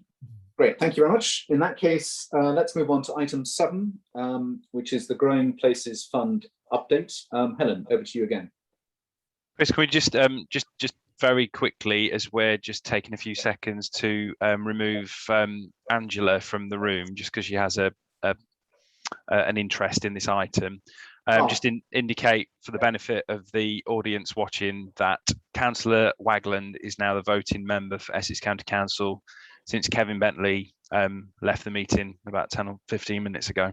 Okay, that's noted. We'll make sure that's noted both in the recording and in the minutes to make sure that's reflected, properly reflected. Thank you for that. So, Growing Places Fund update. Helen. Thank you. So this report provides an update on the Growing Places Fund programme and the current status of the prioritised project pipeline, which was agreed by the board in June 2020. The report outlines that as a result of the impacts of the COVID-19 pandemic, a number of GPF projects have struggled to repay their GPF loans in accordance with the originally agreed schedules. And so far, 9 projects have received approval from Accountability Board to revise their repayment schedules. All of these projects have retained the same repayment mechanism. They've just extended their repayment schedule. The project that the board are asked to consider today, the Centre for Advanced Engineering project, has submitted a request to amend their repayment schedule, but it also requires a change to the repayment mechanism compared to that was stated in the original project business case. Just to quickly outline the project, the business case was brought forward to seek funding to deliver state-of-the-art advanced automotive, electronic, process engineering and technical construction facilities. And this project has been successfully delivered by South Essex College. To date, the project has supported 458 new learners and 73 apprentices. It was originally agreed that the £2 million GPF loan would be repaid in full this financial year through income generated through land disposal. However, the college saw a significant overall reduction in income during the COVID-19 pandemic, which resulted in the college reporting significant deficits in 1920 and 2021. As a result, the land receipts were used alongside funds from reserves to cover these deficits. The updated plan for repaying the GPF loan is set out in full within the report, but in summary, so to support the development of South Essex College's new campus at Thurrock, the college has a revolving credit facility, and a key priority for the college is obviously to ensure that those repayments are made. It's expected that over the next 5 years, the debt level will be reduced by over 25%. In addition, there are plans for the college to sell approximately 14 acres of surplus land. Sale of this land is dependent upon the adoption of the thorough local development framework and is unlikely to go ahead in advance of 2020 for further reduce the balance of the revolving credit facility. As a result of the sustained efforts by the college to significantly reduce the balance of their debt, it is forecast that from 2025-26, sufficient trading surpluses will be available to repay the Growing Places Fund loan. It's proposed that the GPF loan will be repaid in 2 instalments in 2025-26 and 26-27.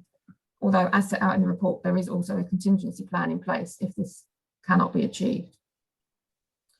When considering whether to endorse the revised repayment mechanism, the board should be aware that under the terms of the GPF loan agreement, there is a requirement for the Accountability Board to receive 6 months' notice of any change to the project prior to its implementation. The intention was that a decision will be taken to the Accountability Board in September to allow the project to provide less than 6 months' notice. However, due to quorum being lost during the course of the meeting, this decision couldn't be taken. The decision will now be taken at the November board meeting retrospectively, subject to strategic board endorsement today. Finally, just to very quickly pick up on the GPF prioritised project pipeline, 8 of the projects on the pipeline have now received funding approval, with only 2 projects remaining, as indicated earlier, Cockle Wharf and No Use Empty Residential in Kent.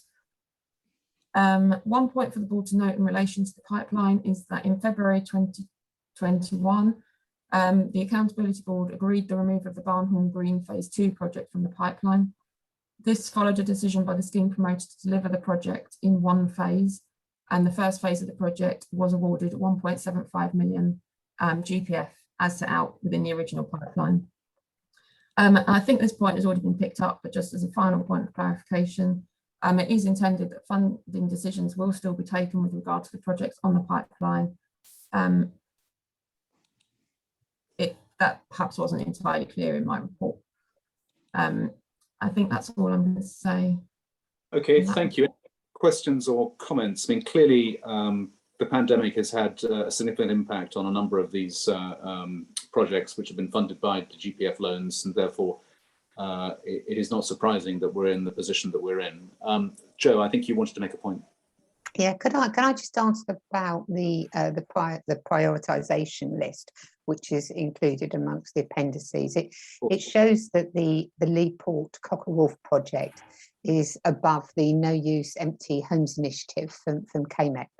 And my question is actually, should that be reversed and the No Use Empty be above the Cockle Wharf? And the reason I'm saying that is back in June 2020, the board agreed that every GPF project had 6 months to bring forward a business case to the Accountability Board. And at the December board, the Leaport project was moved a few places down the prioritisation list because it couldn't bring forward a business case. But in the December 2020 board, it was agreed that if a project couldn't come forward within 6 months, that it remains on the pipeline, but the Accountability Board can then award funding to the next project on the pipeline in order to facilitate, obviously, the swift movement of the funds. As far as I'm aware, although I might be wrong, the Leaport project hasn't brought forward a business case since December 2020, and we're now, 10 months further down the line. KMEP, we're really keen to bring forward that No Use Empty Homes to the Accountability Board next month in November, but we're being told that we can't, that we have to wait. And according to our own already agreed recommendations, I understand that the No Use Empty should be allowed to submit its business case to steers next week. And this would really help facilitate, obviously, the swift movement of the fund. So, yeah, just looking at our decisions that we have made, I would ask, my ask from this is that the No Use Empty actually goes above the Leaport Cockle Wharf project, and that we are allowed to actually put that case forward to steers next week. Helen or Adam or Suzanne, can you respond to Joe's point?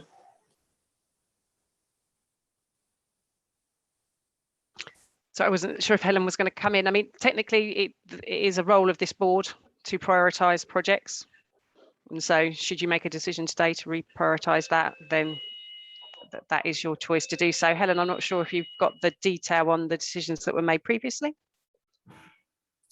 November not 19, immediately to hand. November 2017, I think, is when they were made. Was that right? Mark, yes, they were made, yeah, and I haven't got them to hand to share my screen to show you, so it was just going back looking at previous decisions that we made. So it's only just in accordance with our own decisions that we've made that I'm asking this.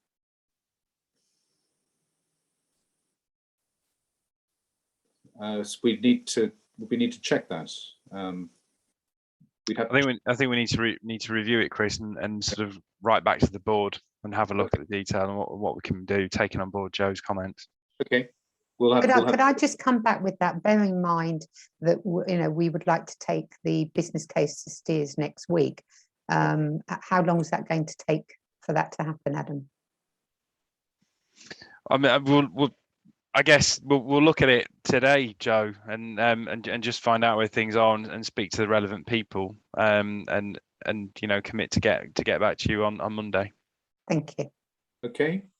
I've got Councillor Coxall and then Adrian Sadler and then Councillor Woodley. So Mark, over to you. Well, I don't know if Councillor Woodley is going to be before me if he's got a comment about that site, but mine's about something different. It's about the actual South Essex College. So do we want to start that conversation, or you finish that one? I can talk about the South Essex College. Okay. Ron, were you going to talk about the Cockerwolf? Yeah, I was just going to say that we agreed the priority list previously. And I think I take Adam's point. I think let's look at all the conversations that's taken place and see where we are. But I haven't been told that there is not a problem with the lead Cockerwolf Wolf. We know that it is in desperate need because it's in close to being collapsed. So I wouldn't want to change it round, Joe. But I do take the point, if they haven't put forward a business case, and I haven't been told they didn't, then I would like to keep it as it is, because as a board, we have agreed this list, and I think we should stick to it. Thanks. Okay, so we'll check that. Adam will commit to check that directly. Okay, so Mark, back to you. Thanks, Ron. Yeah. I don't want to talk scorn on the South East College, and I understand the issues that the college has, and we're a good supporter of that, and of when they moved to the town centre, which is transformed and start of our centre transformation. But I'm just nervous that being a cabinet member for regeneration and in charge of the local plan decisions there, that they're saying in negotiations with developers. I hope the board realises that is a transparent process, and it's not just that today's vote, and by vote by me, to delay is any way connected to the decision to release that of Greenbelt, the land, and that is a very nervous thing. That it's actually saying now that we will pay back this board if we get the developer to agree and there's a local plan application to put houses on that site. That's not been decided yet. That's a local plan decision, and it's going through a due process, and obviously that would be nervous for me to actually vote on that bit item there, saying I support that then and to pay this board back with £2 million only just if they get planning permission with their local developer agreement, and it's released through the development framework building document. Right. So what are you suggesting, Mark? Well, I'm just saying I'm happy to delay, but I do suggest that it's just nervous that it's on the presumption that they will get the money from the sale of the surplus land. The surplus land can be sold at any time. It may not be sold for development land, but I don't know the value of the land. It's not my issue to that, but I can see the sale of the land, but the land will change in value if it was released during and taken as a zone for development. That's not been a decision by the council at this time, and it hasn't making any decisions out through a local plan process. Okay. So are you suggesting that we should not? Well, I'm happy to delay.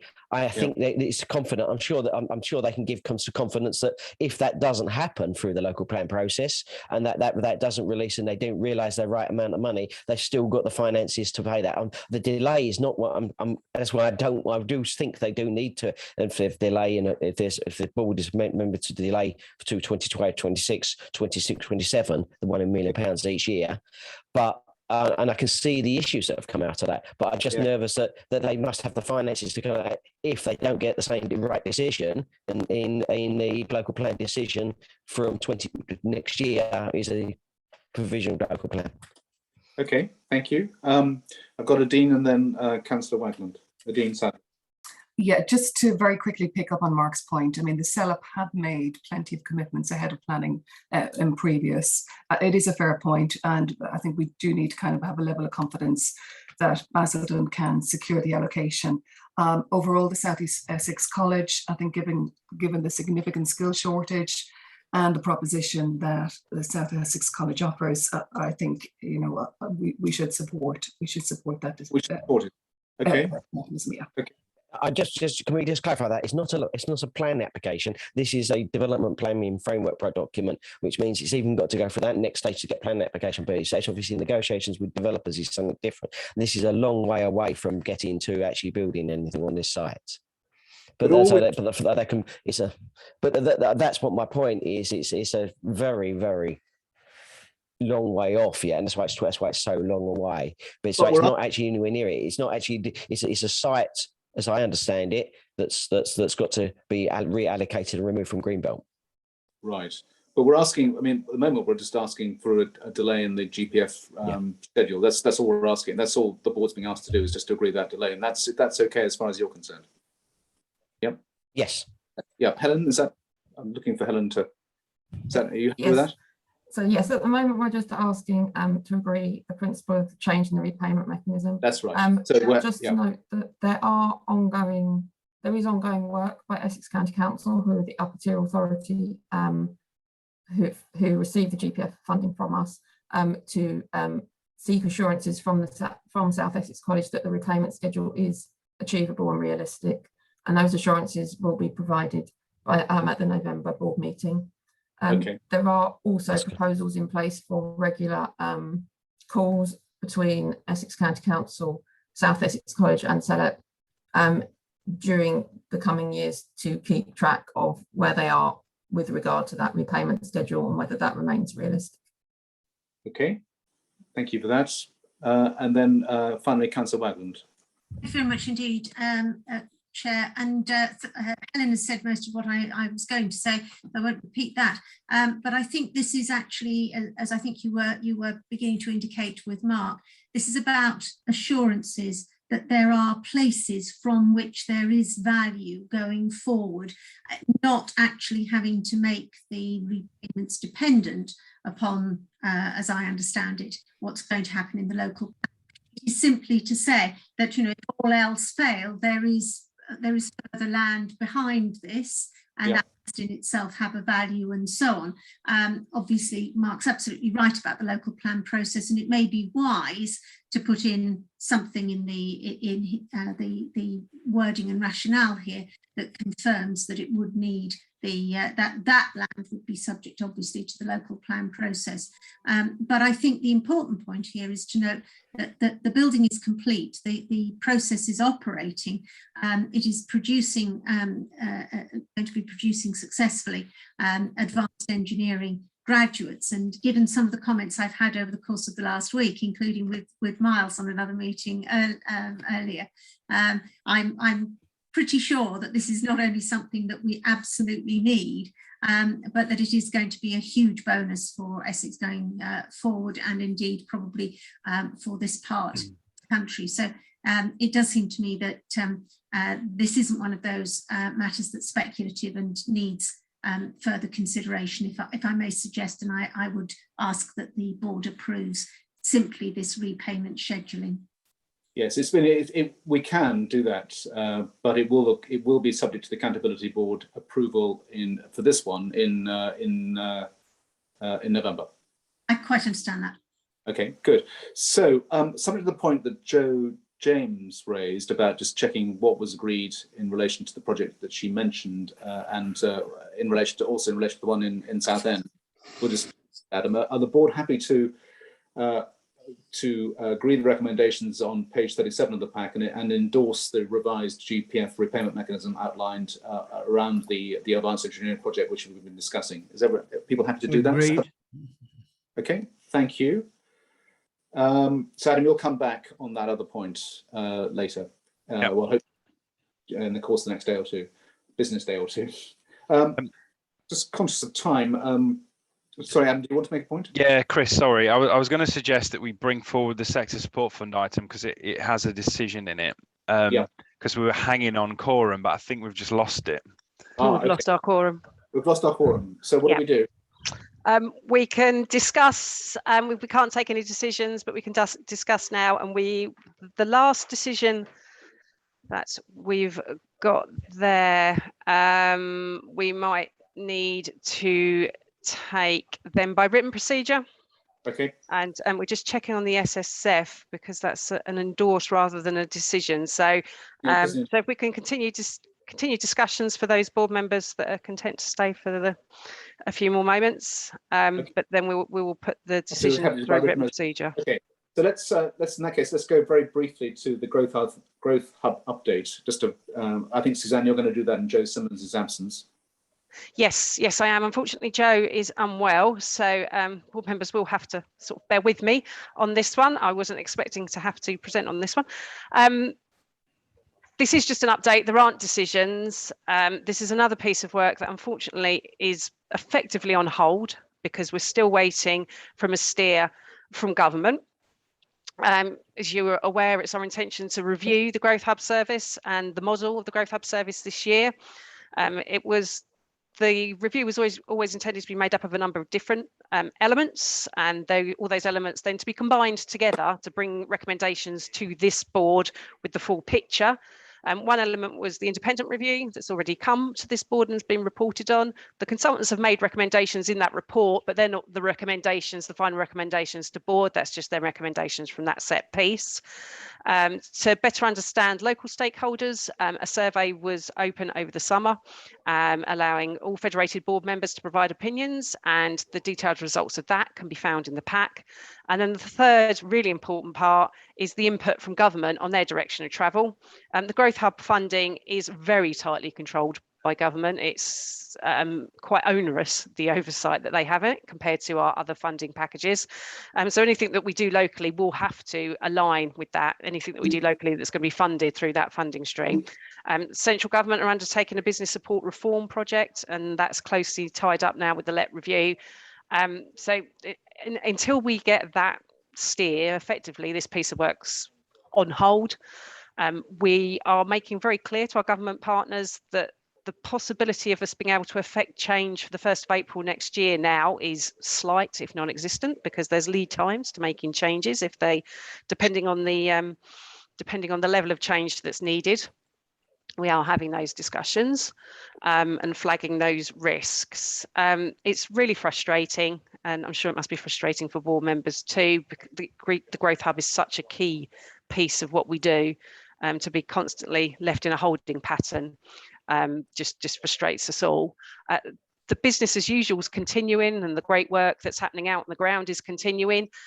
All Growth Hubs nationally are required to have an annual evaluation, which we've done, and that was also included in your pack. And where we are able to make those sort of continuous improvement changes and tweaks, they absolutely are happening, and that's been discussed with the Growth Hub steering group. There was just one other thing I was just going to flag, that there seems to be a developing role for Growth Hubs around the net zero campaign and how SMEs can be supported on their journey to net zero. And we had the Planet Mark Zero Carbon Battle Bus Tour, visited 2 sites in SELEP. They came to the University of Kent and Canterbury, and also visited the Grid Serve electric forecourt in Braintree. And obviously it's a really key point for our business stock being supported to make their own journeys to net zero, and we would expect that role to be continuing. So that's my very brief trip through where Growth Hubs are at the moment, but a frustrating update, unfortunately, Chair. Thank you, Suzanne. I understand that. So in the interest of time, I'll move very swiftly on to the Sector Support Fund update, just to give people just the background, Adam, so that when we're asking for the resolution to be, the endorsement to be formally resolved, people have that information. Thanks, Chris. I think Carol's got her hand up, actually. Oh, sorry, Carol. I do apologise, Carol. Just a real quick question. I get the need for the review yearly that's funded, but this review that's happening at the minute, the more in-depth review, who's paying for the consultants and things like that? Where's that coming from? That was funded from some funding from Bays. So they provided some supplementary funding. They'd indicated to us in 2021 that they were interested in the evolution of growth hubs and how that can happen. It was sort of when they launched the business support reform piece, but now everything's gone kind of quiet at their end. Because I do think that you know, it's one of those sort of things that I was referring to earlier with regard to actually federated areas are doing this really well at the moment, and I get that there's always for continuous improvement, there's always ways that you can actually do some learning, and I'm just sort of thinking with everything that's going on and the cuts that have got to be made, this would be a really sort of, you know, simple one just to put on hold for a little while, because obviously we've got lots of things to come out of the woodwork yet. Yeah, we pretty much have put it on hold, to be honest with you, Carol. That piece of work that the consultants did is complete and is sat there waiting to then be combined in with sort of the other pieces as it comes. So we've sort of put it on ice to wait until we get that really clear steer of what Whitehall need us to do, so we can draw all the strands together. Okay, thank you, Carol. Thank you, Suzanne. Adam. Thanks, Chris.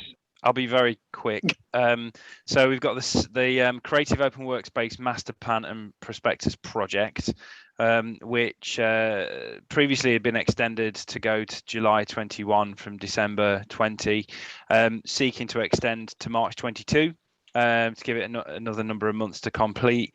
From my perspective, now the prospectus element of this project is complete, which was a kind of major hurdle to get over in terms of its progress. There are no issues in terms of extending it. The project's moving forward. March is absolutely achievable for the completion of it. And in making that extension, the benefits, the value for money wouldn't be affected either. So I would be really comfortable with executing that, and the board's endorsement of that would be great. There you go, nice and quick. Okay, great. That was good. Thank you. Very good. And there will be a written request for an endorsement on the extending the delivery timetable for the open workspace master plan, creative open workspace master plan and prospectus. Yeah. Good. Okay. Hopefully there's no other business. I haven't been informed of any. So I would like to thank people for their stamina in going quarter of an hour beyond our allotted time and patience. So thank you very much, everybody. I think that was certainly a very constructive and helpful meeting. Thank you. Appreciate it. Thank you very much, Chris. Bye now. Thank you, Chris. Thanks, everyone. Thank you.